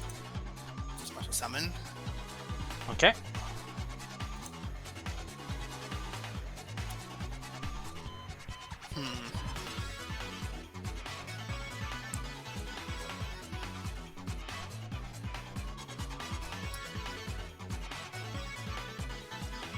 Trying to look at this here.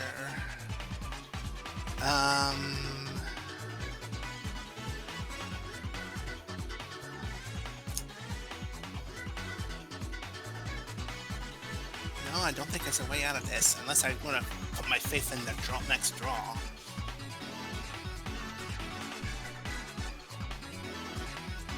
We've seen weird draws, I guess, but I guess that's going to have to be... I wonder what you'd have in hand that would make you think you could have another draw here. I mean, draw pot of greed, get 2 draws. You've got to survive next turn first. And that's... And yeah, I know. I don't think I can.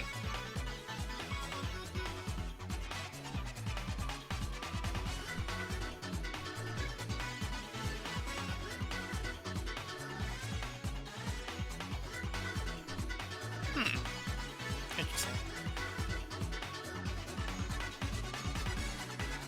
Well, let's try this way. Battle phase. Swap Frog's attack is at 2200. Correct. So it'll attack one of the running totems. Right, and I will take 9. And then Roding Totem 2, my Roding Totem will crash into Roding Totem 2. Yep, it's fine. So then main phase 2, this thing doesn't say once per turn. Nope. So you can summon it again. And then summon it in defense mode instead. Yep.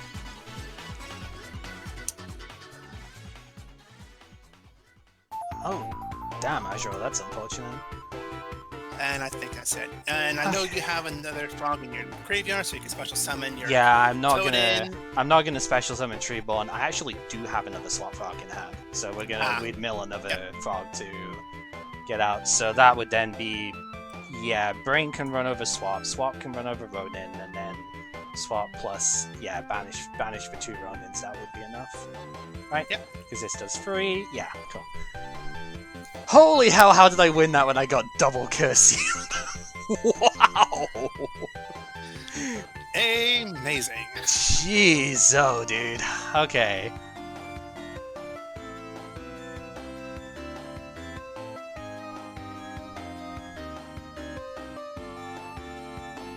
Of all the things that were gonna happen this week, this is the last that I expected, though. A frog mirror match. Except you're playing the wetlands one, and I only have 1 submarine frog, so I couldn't really go for that build. I wanted to, that was the initial build I was trying for, but it's like, oh, I only have 1 submarine. Yeah, how many of those do you have, actually? I did draw a set. Yeah, so is it like just exactly a playset or something that you had with that, or is it? I'm in my deck right now. Oh, well, yeah, obviously in your deck you'll have 3, but... Nah, it's fine. I was just curious, because it's like, that was, funnily enough, before you played this, that was one thing I would have been considering, like, you know, maybe looking into a thing. You can see why I was looking at Starboy now as well, because that would have been really good for wetlands. Yeah. Since it is a level 2 Aqua, like, it does work, so...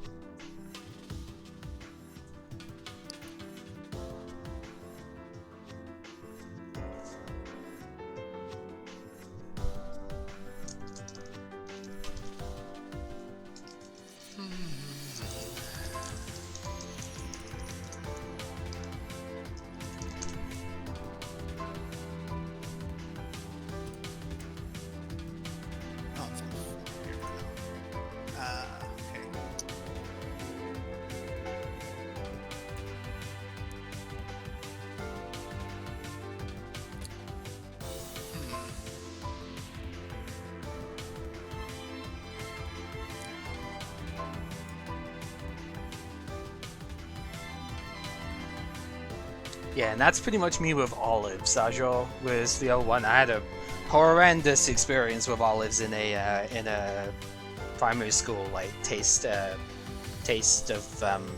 like, you know, foreign nation taste test type thing of it, and never again. They were absolutely revolting off of that, and it just sucks because it, you know, like, it was the teacher at the time was like sort of egged it and semi-forcing it, not entirely forcing it, but like semi-forcing it for stuff. It was just like, yeah, go with this, so, you know, try it at least. And it was just, yeah, very bad experience off it. So Alrighty.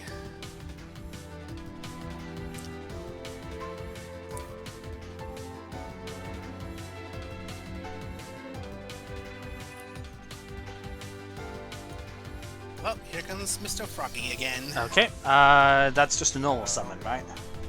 Yes. Okay. So when it summons, send 1 level 2 level Aqua. Yep. Yeah, I'm just making sure because of the whole, like, yeah, normal versus special in this thing. Yep. So Treeborn going in, right? So, hey, you probably don't have Curse Seal this time, at least. Then once per turn, return 1 monster to the hand. Yeah. And normal summon 1 frog during your main phase. Yeah, so if you return it, then you can normal summon a different frog, but you will not be able to normal summon this one the second time. And since you used your normal summon on this initially, you can't normal summon something else to play as well. Yep. Would that mean that okay, so say a frog is like level 5 or higher, you wouldn't be able to summon that without a tribute anyway. No, you still need a tribute for that. Yeah, that's what I thought. Yeah, I'll activate its effect then. Okay. Bring it back to hand, and I will summon. Poison draw. Yep. Okay. Poison draw. Yep. That's fair. And I'll end turn on that. All right. So. Okay, I think the first thing to do here. More. We're gonna put more grid in. So I'm gonna show you. I'm gonna show you the cards that I'm putting back into deck here, so that I don't just like reveal them and then put random cards back in. So these two are going back into the deck, and because I can do that directly from here. I could have just revealed them. I could have, but then there's the potential, because my hand gets shuffled. There's the potential that I could end up sending something else back and you wouldn't know, because I'll just do it from here. If I put a card back on the top of my deck, you don't get to see what it is. Yeah. So reveal it first. Yeah, I mean, first. it's more of a trusting. I understand exactly what you mean by that. It's more of a trusting, just to like I want to absolutely show you that's what's happening off of it here. Yeah, rather that's than fine. That's fine. So now we draw 3.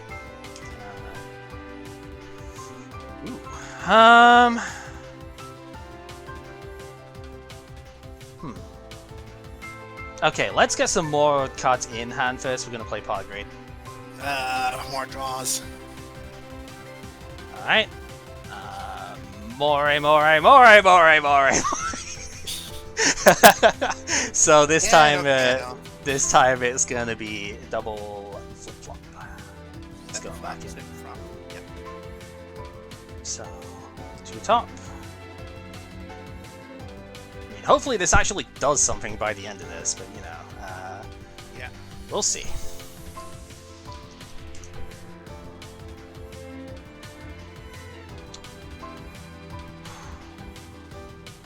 Man, if I had like 1 card in the extra deck here, this would actually just about be it, I think. Okay, that's fine. We're gonna set and you're good to go. Okay. This is so goddamn close to it as well. Wait, standby phase, yep. Yep, you do get your tree bomb back. Now do keep in mind Poison Draw misses timing on like everything. If it's the same as Fortune Lady that way. Yeah. So it has to be the last thing sent to the graveyard. Yeah. So like Dark Hole would do it, but Tribute Summoning won't. Yep. Not that it's necessarily a bad idea, just like, yeah. Yeah.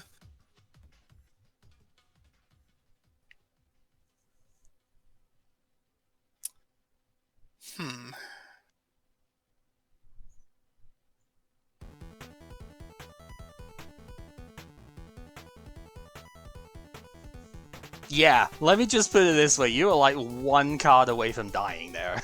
I might as well just say it right now. You are 1 card that I don't have right now away from actually dying there. Oh, I can imagine so. Well, I guess then I do need to activate this. Okay, it is the let me see. It is... Oh, wait, I get to choose where it goes? Really? Huh. Yeah, when did that happen? Yeah, that's an update recently, yeah. Oh!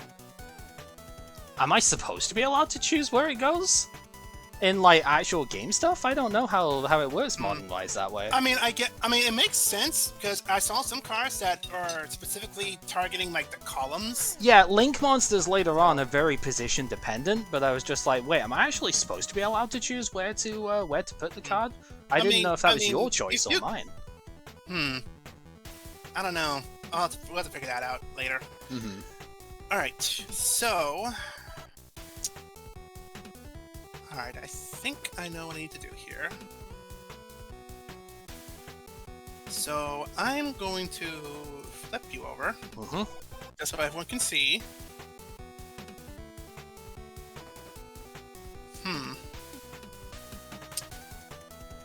It's a very small boy. Yep. Alright, let's see if I do this right. I'm going to normal summon... Actually... No, let me special summon this. I'm going to discard Swap Frog. Okay, yep. Special summon right. Swap Frog. Now you can mill your Aqua from deck. Yep, mill the next Aqua.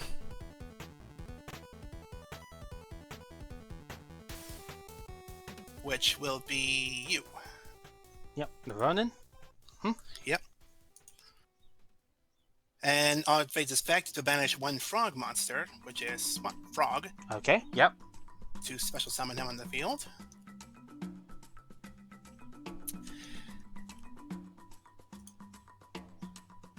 Do keep in mind Ronin cannot be used as a synchro material. Nope, but it can be used as a fusion. Oh! Oh, yeah, okay! Because Ronin Totem Des Frog. Yeah. Your Dupe Frog is Des Frog. And I have a Des Frog in my hand. So now right. Oh god, okay, that's awesome. Yo, the chunky boy is on the field. Oh, this is the best duel we've had. It's holy fuck, frogs! Dude. Never enough frogs! Okay, so question now. Dupe Frog, when sent from the field and graveyards, add one frog monster from your deck or graveyard. Nah. It was on my side of the field. Is it still your card? Is it like a Sangan where it's your card still? 2 points. Yes, it is. Second point, it misses timing. It's a when you can. When this card is sent from the field and graveyard. Yeah. But it is that way around. If it did work, I would get the search, but it misses timing. So. All right. All right. Let's see here. Well, now actually, I'm going to. Well, I can do that next turn actually. Yeah, battle phase. Okay, so this is 36 in total, right? Because you don't have a Treeborn in the graveyard. Yeah, so I will take it. Alright. So main phase 2, I'm actually going to activate Swap Frog's effect to, let's see, return one monster of my control. So I'll bring back Poison Draw Frog? Wait.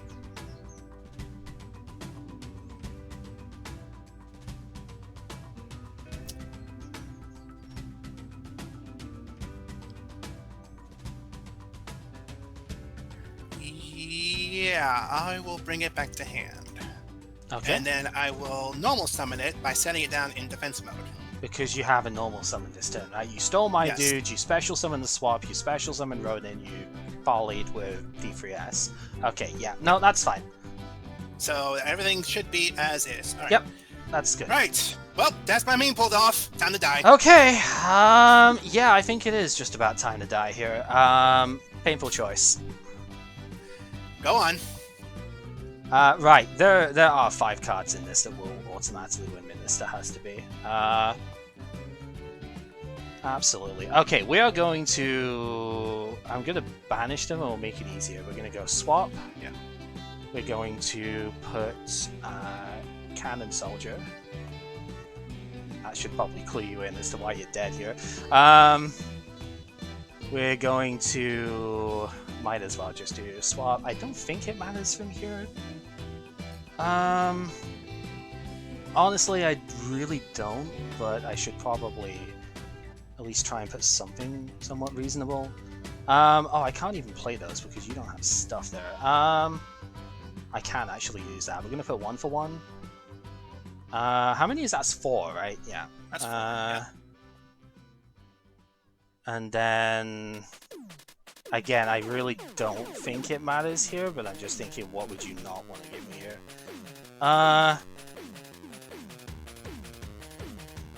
You know what? Probably...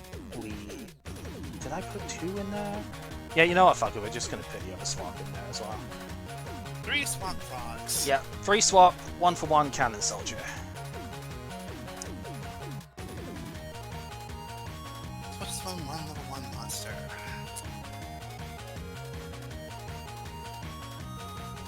Just one level 1 monster that I haven't seen in this case, huh?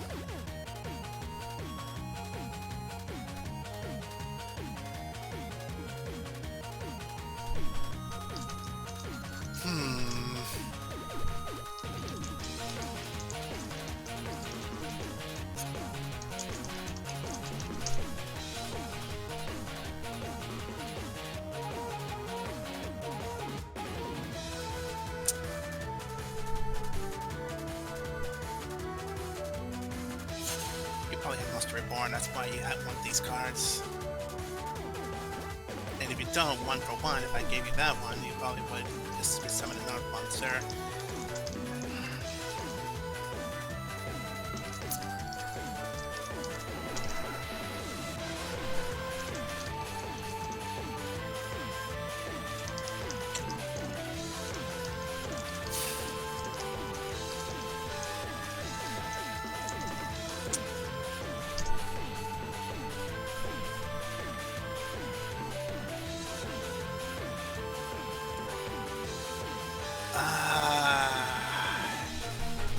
Take your cannon soldier. Okay.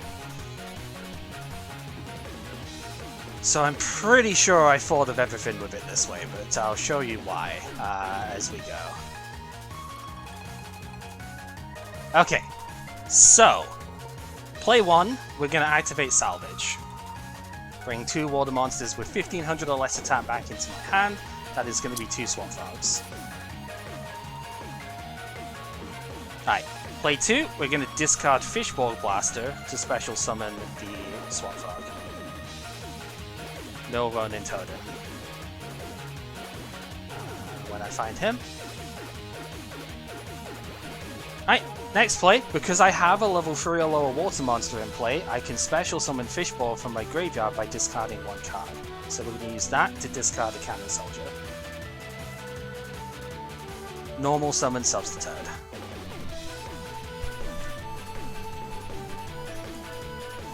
So Substitute is going to activate, it's going to tribute 1 monster on my field, which is going to be the Fishborg. I summon any frog out of my deck that I want. So we're just going to get a frog out right now because it doesn't really matter that much. We'll get a lot more in a set because it's not once per turn, but bring it in with that.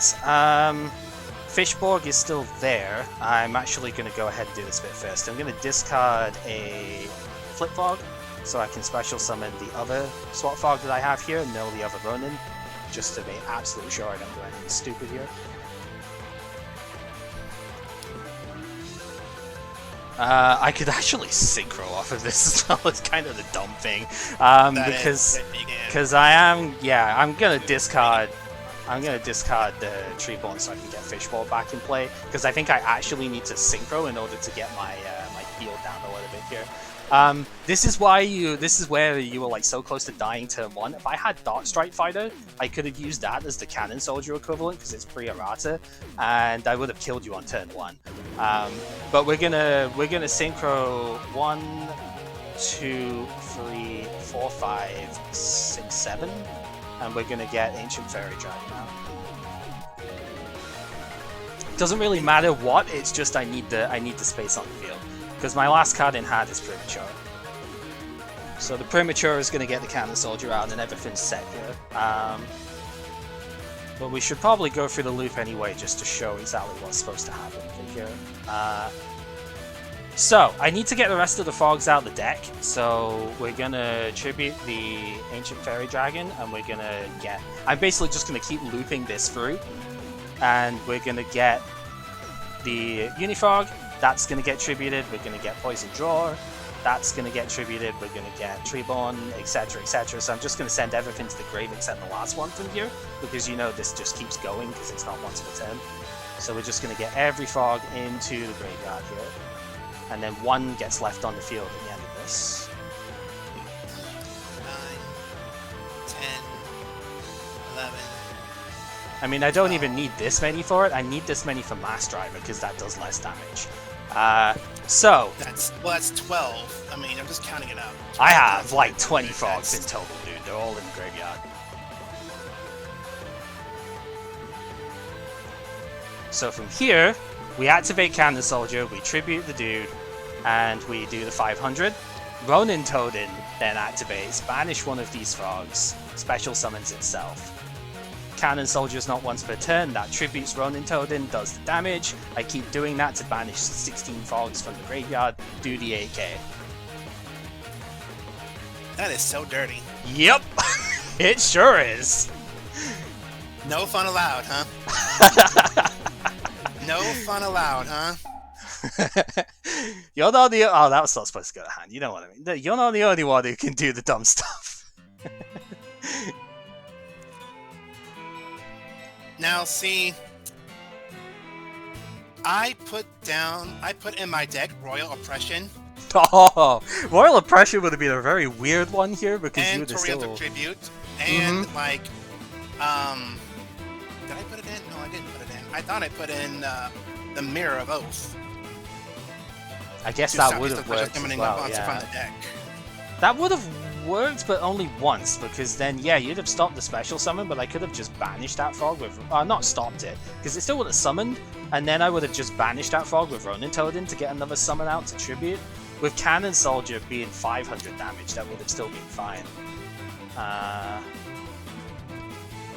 But yeah, so the idea is it just keeps looping around. You tribute for Cannon, you tribute Ronin for Cannon, you banish a frog to get Ronin back on field, and you keep doing that until death. And I had everything except the way of tributing for death in my opening shot after the Mores and the pot and whatnot. So I think I had my hand pretty well set with it there. It was triple swap 1-for-1 and the Cannon Soldier. If you gave me 1-for-1, I could have like got Treeborn Frog out with it or something, so I still would have done. I still would have been fine. Salvage gave me the access to the Swap Frog no matter what, so I could still get Ronin away. And then giving Cannon Soldier, I just had to play with a Fishborg to discard it in order to thing out. Or I could have just synchroed Ancient Fairy Dragon and special summoned Cannon Soldier that way. That was the other way of doing it, is if I synchroed for Ancient Fairy, I don't need the battle phase, I'm doing burn damage here. So I just give up the battle phase and I special summon Cannon Soldier from my hand anyway. So... Right, that's like 14. I guess I would need to banish a couple more, but we know I've got more than enough in here. Just do that to be completely safe, and they contribute themselves as well. They contribute Counter Soldier, Substitute, and then Counter Soldier if I needed more damage. So, yeah. No fun allowed. In your words. Well, you see, if you're gonna keep stealing my stuff, I've just gotta kill you before that can happen. That's the goal that's set here, right? Nah, I'm kidding. This ain't even about stealing stuff. This is about like this is a deck that is like, okay, I'm going as overpowered as possible, and now it's not with Chaos Dragon or Chimera Tech. Yeah, as Chaos has just said, and what I was going to say, there's a reason Substitute got banned. When this set came out, before the next ban list, Substitute was unlimited entirely. They very quickly saw the mistake that was. Mass Driver was also completely unlimited. What's the easiest way? Probably just banish the rest of what's in my graveyard here, and I'll just mill the rest of my deck out to show what little I was working with left here. Just because I've got so many things in so many spots as it is here. As soon as I can do the thing. This was not the main deck version, by the way. This was sided into. This is the one case where like a smokescreen side deck has actually done work. This one, like initially, it was gonna just be the play the Fars. I wanted to do the treatment stuff. I had Quick Draw Synchron in my deck because that was kind of fun. Some of the Synchrons are actually pretty good that we could use right now. So it was like quick draw into that was fun. But yeah, the rest of it was the one heavy to try and get around the Cell Trap. They did play Giant Trunade in a lot of these decks in the past, but I just couldn't quite fit it in with all like Graceful Charity, Pot, etc. I only pulled 2 Mori of Greed, so I had to concede on that as well. Hand Destruction was a card that came in Jesse's Duelist pack as a common, so I have a playset of that, but could only fit 2 in again. The problem was that this wasn't the main deck strategy, right? I had to dedicate all 15 cards in the side deck to getting enough frogs, and then the rest of the draw stuff in as well. The Salvage, the Mass Driver, Cannon Soldier, the Mori of Greed, etc. They were all had to be fit in the side deck. So this deck doesn't have Dark Hole Regeki in here anymore when I side into this, because I don't have need for them, right? I just need to get my monsters out and go from there. If I was able to play more Substitute, well, I can't because I only drew 1. But like, if I could, that would replace like Mother Grizzly. I really wanted to play like 2 of those, but I couldn't fit it in. And it was just like, I need a way of getting to Substitute. That's the hard part. And then it's from there, like, mill like all of the stuff out of the deck, which is still the main idea of the original deck as well. but I only play like 12 frogs or something in the main. No, it's 13 in the main deck because Death Frog is still one. So it's like I play a bunch of frogs, so I have a bunch of tribute fodder for Ronin Toad and whatnot. Dark Dust Spirit was the other like main tribute monster that I played in the main deck because it was a spirit monster, right? It's the one that destroys all other face-up monsters when it's tribute summoned. But it's a spirit, so I can just like bring it back to hand at the end of turn. I have to bring it back to hand at the end of turn, and then I can just keep summoning it every turn and just keep like running through it. Was not expecting the double curse seal of the forbidden spell on me on that first one. That was kind of ridiculous, but because it was like I had 2 creature swap in that initial hand, and it was like, alright, creature swap, get your good thing. Oh, I can't play that anymore. Well, shit. Alright, Monster Reborn, get my good thing back then. What? How did he... like, what? You know, I don't think I would have discarded Frostosaurus in that opening hand had I actually known that you had double curse seal. But, you know, that was funny. That was more so just so you could stop Mystical Space Typhoon from destroying my field spell. That's actually fair, yeah. Because we have so many MST. I haven't really been able to fit many in a lot of the decks recently, but that's more a me problem. That's not because the card is bad, it's because I just can't fit it in. But that's a very good point, is to play like I have been thinking about it myself as well, because a lot of the stuff I want to do is like, well, you play like 3 MST and that just kind of kills it, something, you know.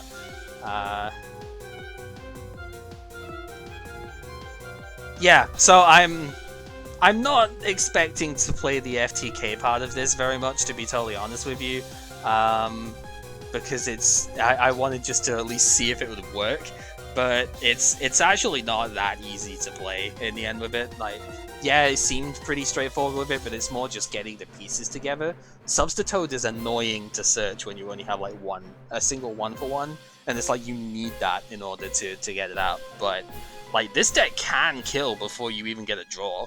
That's scary, but there are a couple of ways out on it, but they're a lot less. It's a lot harder to use them in this sort of format, I think, because like you have Hain Water that stops effect damage if you discard it, which is fine. But then you also have like DD Crow is the only other thing I can think of that could stop it, but you would have to draw 2 DD Crow in your opening hand, because you see I've got 2 Ronin Toad, so like even if you banish one of them to stop it being special summoned over and over, you need to get rid of both of them, and drawing 2 DD Crow in your opening hand doesn't really seem great, right? It's not gonna happen very much. And Royal Oppression is fun too, but then you're doing my job for me, because I could just keep summoning Ronin. You have to keep paying for it, or it's... yeah, so you just do my job for me at that point. Long story short, Substitute is stupid. It's not that... it wasn't like... I think Substitute without maybe Cannon Soldier and the likes might still be okay with our stuff here, but this card is dumb as hell, dude. Yikes. Well, you saw I had the same idea, sort of. Yeah, it's get Substitute down and mill all of the frogs, so you've got you don't have the tribute stuff in your deck as much. I guess you're going for the D3S, like, you know, turbo. D3S and Wetlands combo. Like, D3S was one way to do it, but like, the Wetlands would give me enough attack points to get going. But, man, I did not think of Moray. I had 2 Moray in my deck. Why did I not think of Moray? Because I don't ever think of cards back in the day. That's not even... no, that one's only just come out, like, a set ago, I think. Because we both pulled 2 of it, and we were like, yeah, it's probably too bricky if you play 3. I wish I had 3 right now, dude. That would have been much more consistent with it here. Because it's funny, because I kept drawing back into, like, a frog and a thing that was like, really? I can't, like, I'm still drawing not quite the same cards, but, you know, it makes sense when you play 3 copies of, like, everything, but... yeah, I don't know. It really is. It just comes down to like Mass Driver, Cannon Soldier, Dart Strike Fighter would have also done the same thing. That would have actually been a considered trade here. Because imagine instead of that Ancient Fairy Dragon, if I just went Dart Strike Fighter, which pre-errata, which is played until 2014, is once per turn, tribute a monster, do damage equal to its level times 200. And that not even once per turn, that's the whole point. It's just tribute a monster, do damage equal to... So it does 400 per Ronin Toad, but then it can tribute itself, it's level 7, it does like 14. So it, or I could tribute the Des Fog and do 1,000 of that or something instead. So it's like, yeah, Dark Strike Fighter being a super in what's its face, Crimson Crisis, I think it was. It was the third set of this era. It's like we both missed it at the time, but if we're gonna play that, you know. The sheer fact that I actually got a Synchro monster out in the middle of this as well is just kind of dumb. Like, I don't know.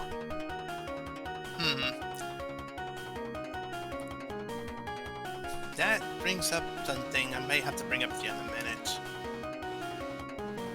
Like, I'll have to discuss with you something about that, because this seems like a weird coincidence. What, that we both played Fog? Yeah. I wanted to... Weird coincidence. I'll explain why later. Okay, fair enough. But let's just get to the packs in as well. Okay, I will go first because I got like nothing off of this really. I got 4 haulers in total, 3 of them with the same card. Admittedly, it's not a bad card, but it's not what I'd have been wanting. I got no ultras and no like secrets in here. I got, what was it? The Synchro Ejection was the one I got a singleton of. It's like you banish one of your opponent's Synchro monsters or something and they draw a card as a trap card. It's non-destruction removal, which is nice, but they do draw afterwards, so it's whatever. And then, funnily enough, the card I got 3 of as a super was Bird of Roses. Like, this game wants me to play plants, but it didn't give me all the stuff beforehand for it. Yeah. 1800 plant, level 4. If it's in attack position and it gets destroyed by battle by the opponent's monster, you special summon 2 plant tuners from your deck in face-up defense. I did actually get a couple of the, what was it, Cherry and Mato in this set. There is a level 2 plant tuner that also summons a bunch of stuff if it gets wrecked, but I don't have enough of the regular in Mato to actually make that work right now. But like, it's a level 2 tuner. I could go into Queen of Thorns with that and like Bird of Roses or something.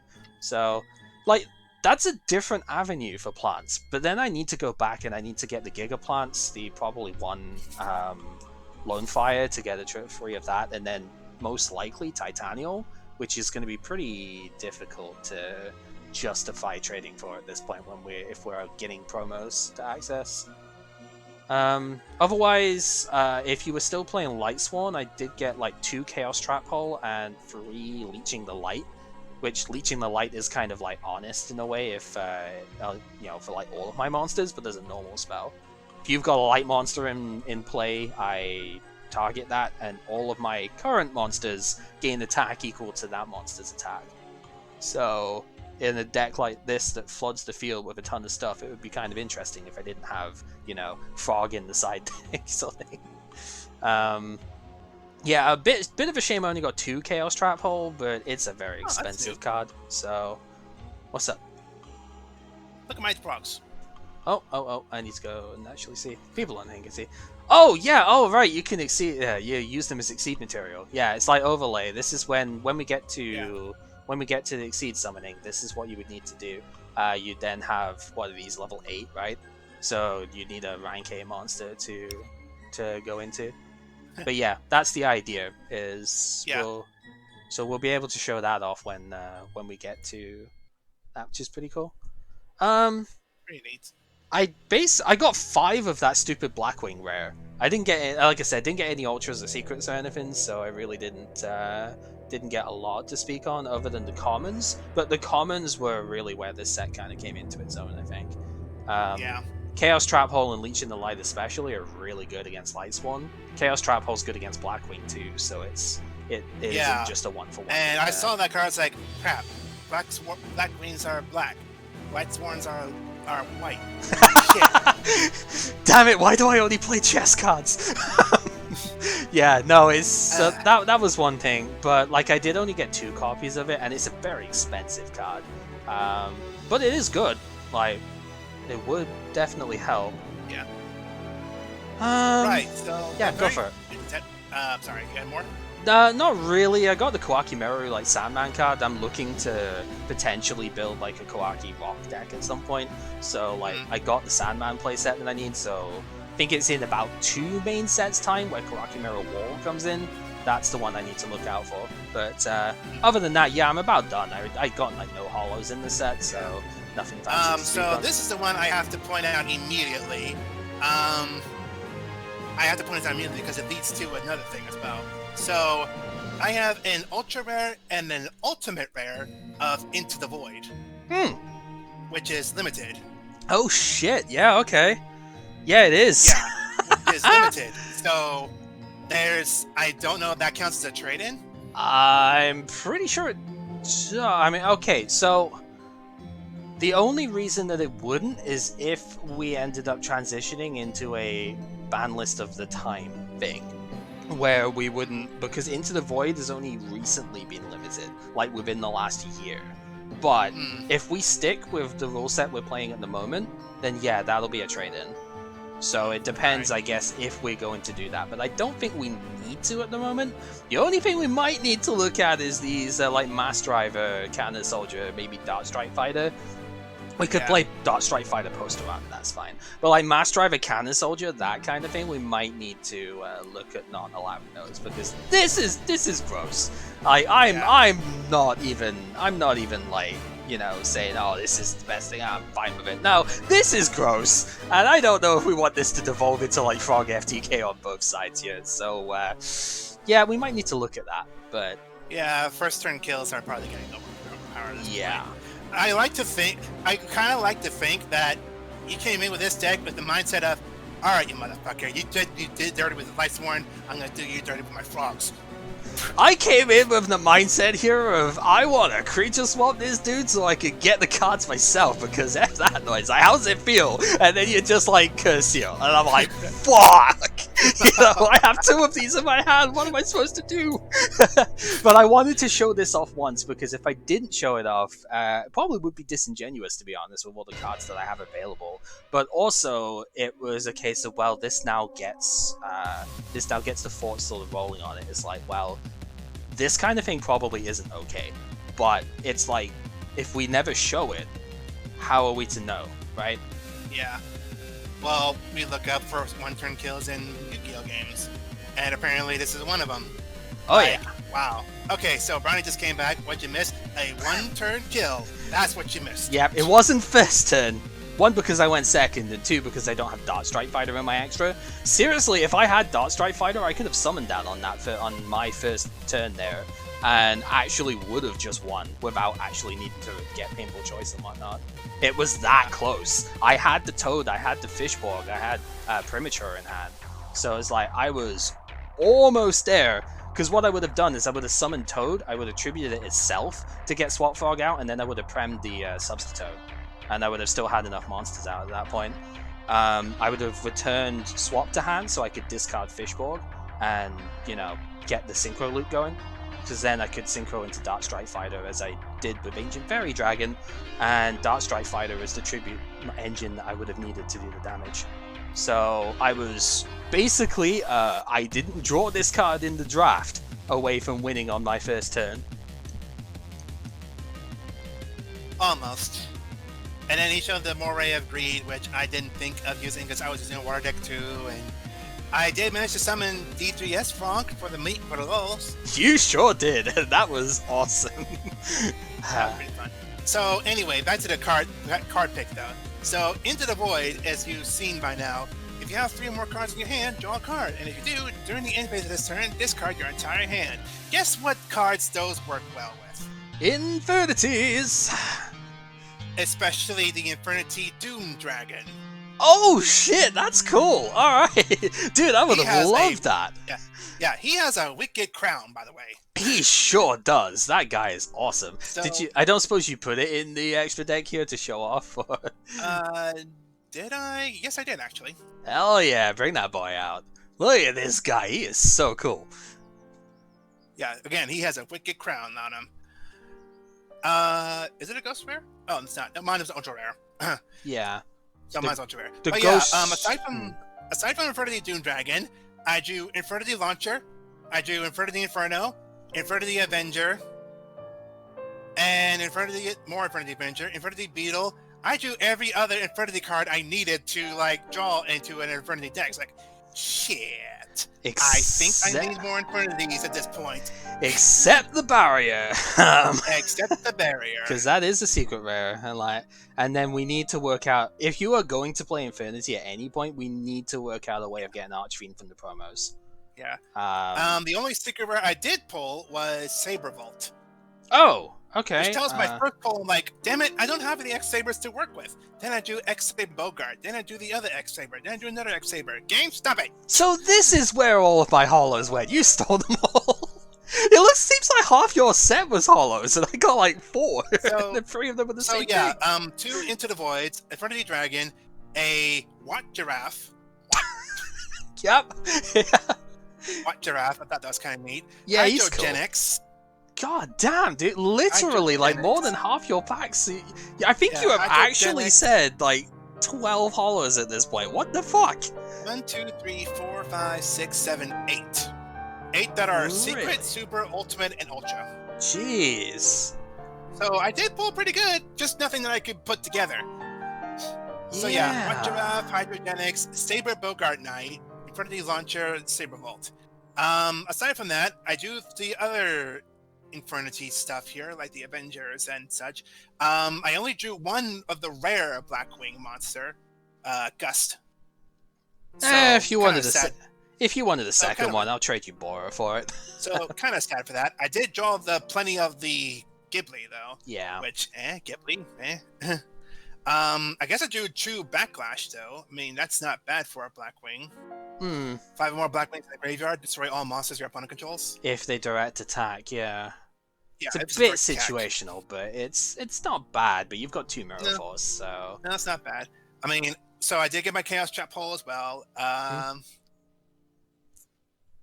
Genex controller, only 1, but 1 Genex controller. I think you only play 1 anyway. I got 2, so I didn't get many either. But I think you only play the 1 because it's a bit of a break. Let's be honest. I mean, it's just a break, but I mean, it leads into Hydrogenex, which I guess that works. Yeah. Yeah. So I think you just need the Genex and 1 non-tuner water monster. Yeah, which is the Undine. As I was corrected earlier, that's how you're supposed to... Around about how you're supposed to say it. Undine? I thought it was Undine. Yeah, that's what I've always said forever as well, but no, it's apparently not. Yeah, so I think you play 3 Undine and 1 controller if you're going to play that sort of thing, because you don't want to draw the controller, you want to draw the Undine so you can get controller out of the deck, right? So... yeah. That was another thing I nearly did play in this deck, but then it transitioned more into a let's see if I can smoke screen side deck into the FTK, right? So, right. Anyway, continue. Aside from that, just 1 key mouse, which is destroy a battle, add 1 level 3 or lower beast type monster from your deck to the hand. Yeah. Sorry. So you can only get your rescue cat. You good? Yeah, I'm fine. I just taking a drink and it went down the wrong way a little bit. Of course, yeah, of course. As it does. I got 4. Randomizer, Phantom Hand. Yeah, he's gonna take a minute to. Yeah, sorry. Yeah, you're good. No, you're good. You're good. Just breathe. Try to breathe. I think I drew a place out of the Running Toad. Yeah, I did. Yeah. Which, you saw me use Running Toad. Yep.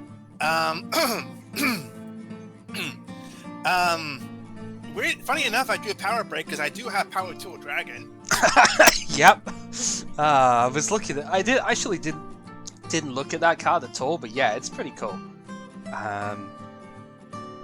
Yeah, there was speaking on break, there was a card in the previous set that was like break draw something for it, right? That's like if you equip it to the machine, like. Yeah. I guess if you were ever to really like look at Power Tool Dragon as a actual card to play, that would probably be one of the equips you'd use, huh? Yep, only to machine monster. I mean, I do have ideas with like equip cards. I did think of ways to try and use Power Tool Dragon and its effects. I would have to make the deck more out of machines and like equip cards. And at this point, I don't trust them. Yeah, I can understand that. So I actually didn't get any Infinity Beetle, but like I'm not really fussed about that. I wasn't really going to play much of it anyway. The one thing I was a little bit saddened by, I guess, in this game is that with that game 1, I didn't really get to show any of the Synchro side of this deck, because the base deck here has got 2 Debris Dragon, it's got Quick Draw Synchron, 2 of those, and the Fishborg, obviously. So, like, I actually have a lot of cards in the extra deck that I can summon in this set, right? Like, Quick Draw Synchron, I can go into Drill Warrior that we both picked up last time. I think I underestimated that card. It actually seems really good. Nitro Warrior, obviously, if I use, like, Duke Frog or something. Turbo Warrior is not that bad either. It can get over Stardust because it halves the attack of it. Doesn't get affected by effects of any level 6 or lower cards. So that's cool. And then even though I don't get any effect off of it, Road Warrior is still a level 8, like 3k attack monster, which is usually bigger than a lot of the stuff we can summon. Like, outside of Judgment Dragon or a really big Dragonif or something, like, that's bigger than most of what we can do. So, like, even that's not bad. When you put Treeborn Frog in the mix, you can do all sorts of crazy stuff, right? So, yeah, I was a little bit sad that I didn't get to do any Synchro stuff with it. But then again, not a lot you can do when your opening hand has got like 2 creature swap in it or something, you know? And it's just like, oh, I guess I'm not Synchro summoning in this one, but that's fine. No fun allowed. Well, no, not with Curse Seal getting rid of all my creature swaps. That was really funny, though.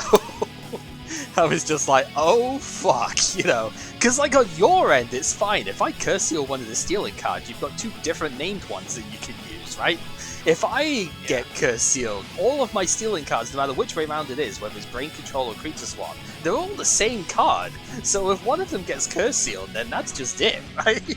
Like, oh no.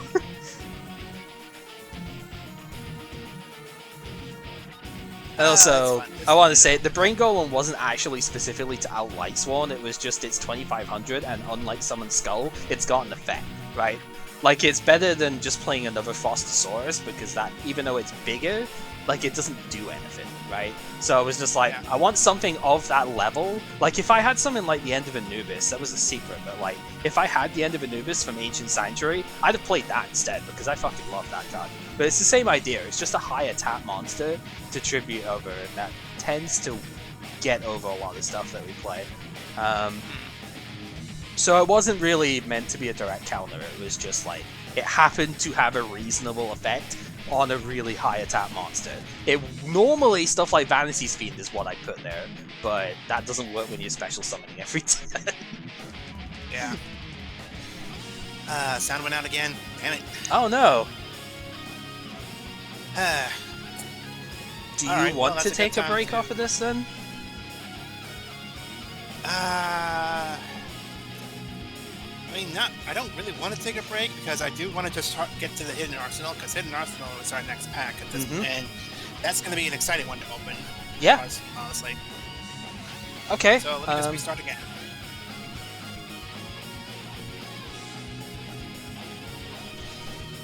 So I guess while you're doing that then, I might as well get the wheel to thingy up, just in case. There will be questions on this one though, because like, if we're doing a trade-in thing, are we allowing for like promos in this one? And if so, what are we gonna do with them? Like, that's gonna be the question with it, because yeah, the more I looked at them, the less I saw like secret rare in the promo stuff. The early ones mostly were, but like a lot of them were actually ultras or even supers, and I'm just not entirely sure what to do with them. My only worry, and like, okay, this might sound like petty or whatever. My only worry is that if we treat them as the rarity they are, especially the sneak peek or the special edition boxes, that's gonna give you full access to Solar Recharge and Charge of the Light Brigade, especially, without having to trade secrets and whatnot in. And I don't know if we really need to make Lightsworn that much more consistent. Like, triple Solar Recharge and triple Charge, it would be possible. Charge was limited back in the day, but we're not playing that rule set at the moment. Out of context, to make it sound like, man, I just want to have fun. Stop turning me over with Lightsworn. I mean, it's fair enough. I know the Lightsworn is a bit annoying. I know that play that last time was a bit annoying. But I mean, this is going both ways here. This way, like I know that isn't actually really it, because I'm just like, do we really need to make that deck like even more consistent, considering what? But then again, you might end up having to get rid of some of the stealing stuff to fit it in. You know, it's hard to fit the deck space in with that. But like. See, it's awkward. It's that, and also the structured deck stuff is the other thing that still needs to get figured out. But that one I think is going to come after we see what we get out of Hidden Arsenal 2. See how many of the surplus supers and stuff we get out of there, I think. Because that would probably be the ideal like trade target for them. Would be like one Hidden Arsenal super for a card out of the structure deck. But it depends on what the card is, I guess. Well, no, trust me though. If I was really sort of going the wouldn't even be anti-Light Swan. There was enough anti-Light Swan like side deck cards and stuff in this set. No, the real anti. If I was that sort of hacked off on this stuff, I would probably be trading for triple Spell Shield Type A right now, like with this one, because that would fuck up your control stuff. Because that's just a 1-for-1 trade of it at that point. That messes it up entirely. But I'm not that petty with it at the moment. It's annoying, and it's sort of constraining things a little bit for me, but I'm not going down that route just yet. I more so wasn't saying about the pettiness about the stealing cards. I was more so petty about yesterday's duel. The last duel we had.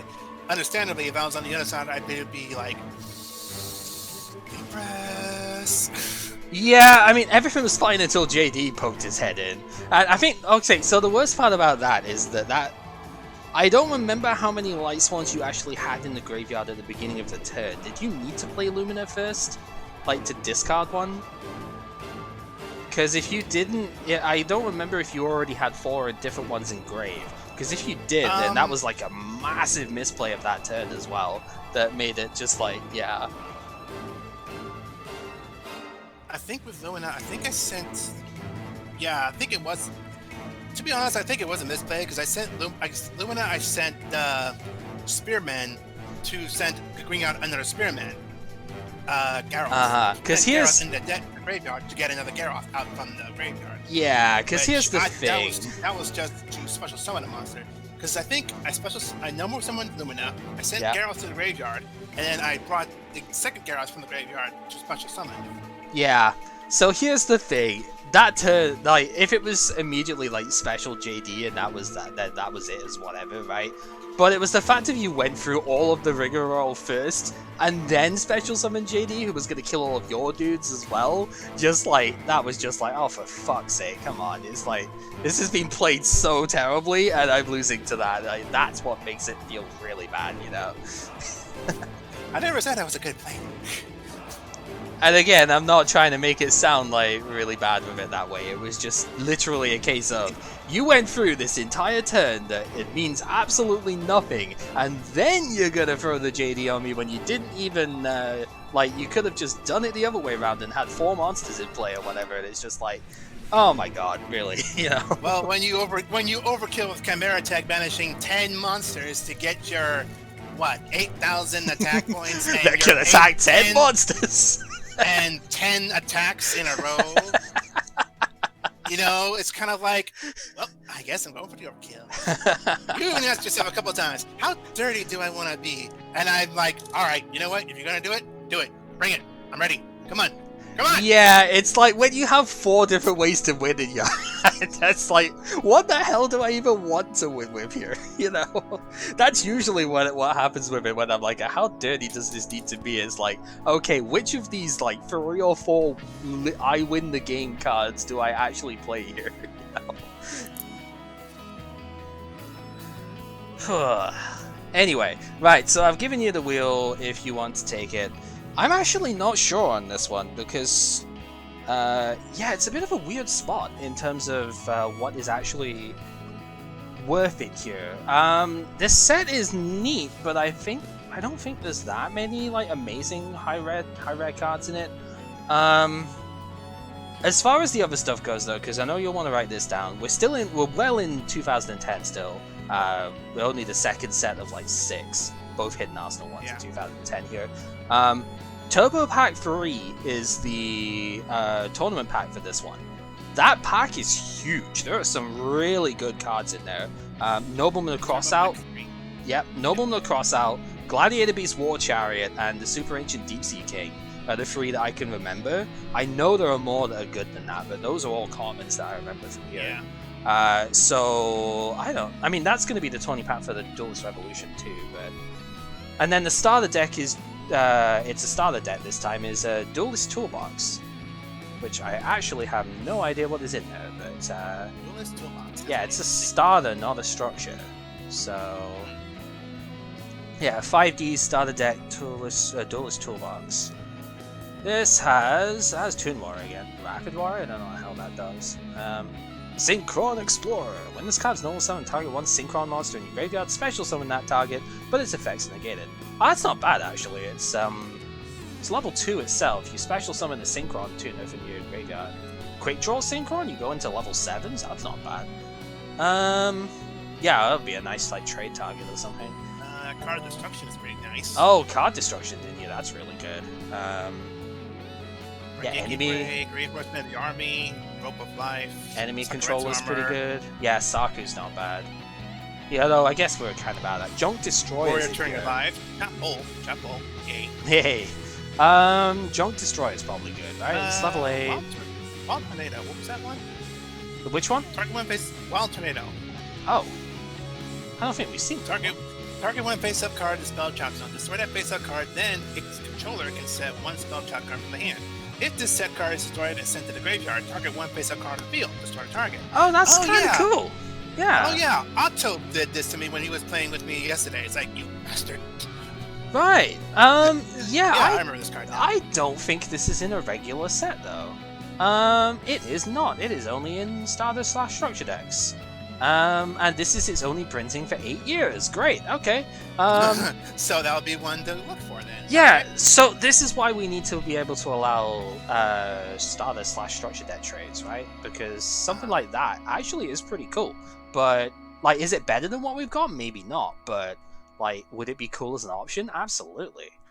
I mean, it's a Dust Tornado on top of a secondary effect of, if it's destroyed, you can just target a card on the field and destroy it.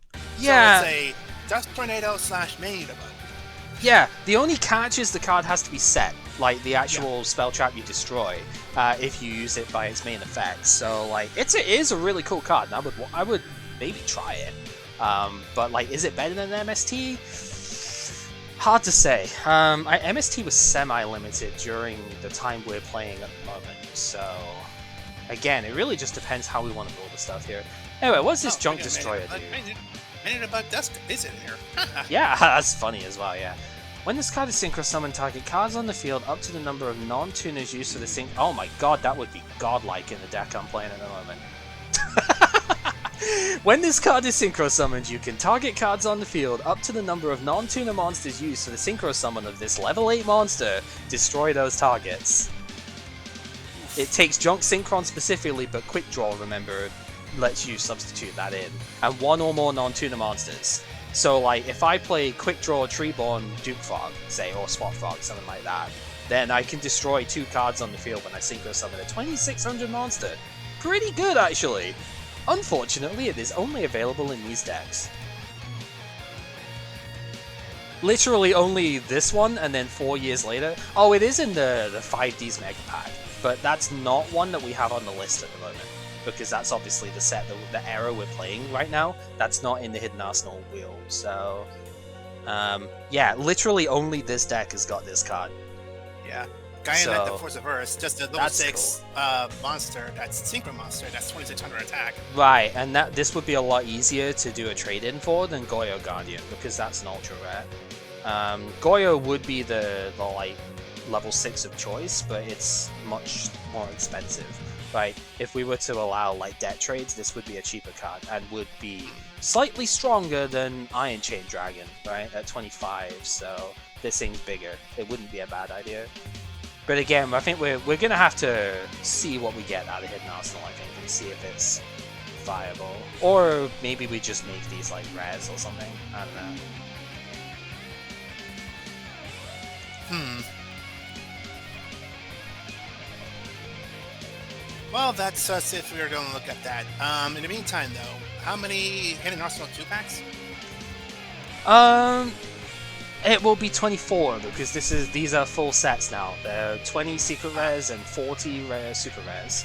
So it will be a full 24 that we open of this. Alright. Yeah, I actually have no idea on the wheel with this one. Because I do want to make trades, but I don't know if this is the one to do it in. It's weird. So I think what I might do, if it's okay with you, is I might hold off on the wheel until the end of today. Like if we're doing Hidden Arsenal 2, that'll be fine. But I don't know whether I want to trade this wheel in or not. So I'm gonna hold on to it for now because I don't think anything that I could spin on the wheel. No, there would be stuff that would make a difference, but I don't think it's gonna be enough to really sway things. I probably won't be playing the FTK part of this again, just so that, because yeah, I don't know. I don't want to just straight up ban Substitute because I think that's going to make things interesting for other decks later on. But I think Cannon Soldier, Dark Strike Fighter, even though we've not got it yet, like stop the trade in for it because that's what I do right now. Cannon Soldier, Dark Strike Fighter, and Mass Driver should probably not be allowed if we're going to be playing this kind of deck. Because those are the cards that tribute to do burn damage, and they're not once per turn. Yeah, that's fair enough. Because I think this deck is perfectly cool without the FTK. I just wanted to show the FTK at once. Yeah, Amazoness Archer probably should get removed as well, because that tributes 2 monsters to do 1200 damage. You've seen I got 2 Ronin Tonin out there, so yep, that's not a problem as well. So. And we can at least play with Posterada Dark Strike Fighter, even just now, which Posterada is a once per turn on its effect. It can only be done in main phase 1, and it does still do the tribute for burn, but like it's a once per turn on its effect. So you can't do what I did and tribute 16 frogs with cannons, or 16 toads with Cannon Soldier type thing. So we could just like emergency errata it, like we had with Armory Arm, I suppose, if we need to. If we need to. Anyway, only other thing I wanted to say beforehand, if you wanted another one of those, the Gust of Bat Blast, I think it's called, the rare Blackwing from here, I would trade that for Boar, and or Key Mouse that could get thrown in there as well, because I've got 4. If you really wanted a second Key Mouse, I could just throw one of them in too. Because that would save me a bit of hassle if I ever do want to trade for Blackwings, because I only have 2 Boar right now. Yeah, 2 Key Mouse. Yeah.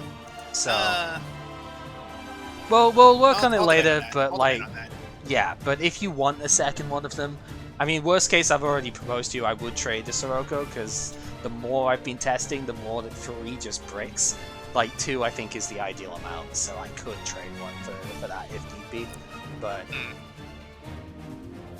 we'll discuss that later, though. Yeah, because I'm not trading for Blackwing right now anyway, so yeah, well, as you say, discuss that later on. So, yeah, I'm gonna preserve my will spin in a moment.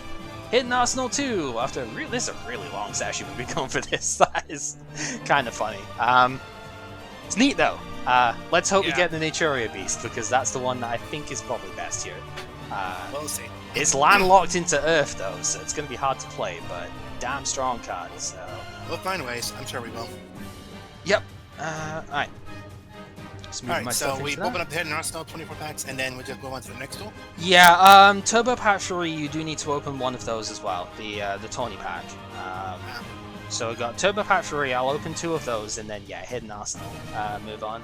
If you want to take the wheel spin, I've given you the wheel there. Otherwise, yeah, we'll move on and see what we can come up with. Turbo Booster Pack 3, yep, okay. Alright. Alright, best of luck, buddy. Best of luck. Oh, he was not happy with that. I don't blame him, to be honest. That painful choice, I was pretty sure I had like every single possibility worked out there. If he gave me the Cannon Soldier as he did, I had a way of getting it to grave. I didn't even think about summoning Ancient Fairy Dragon for it, though. That should have probably been my way around, but like I had 2 ways of doing it. If he gave me any of the Swap Frogs, obviously that was game set. And then The other one was 1-for-1, which I could have used to discard Fishborg, get the Treeborn Frog out of the deck. So I think I had it won no matter what way around I did it, really. Salvage obviously gave me the Swap Frog in hand as well, so... Alright, stream marker! I'm actually going to reset the stream real quick, I think. I probably should have just done that anyway. But I'm going to reset the stream just in case there's any audio issues on my end here. Yeah, just one quick sec.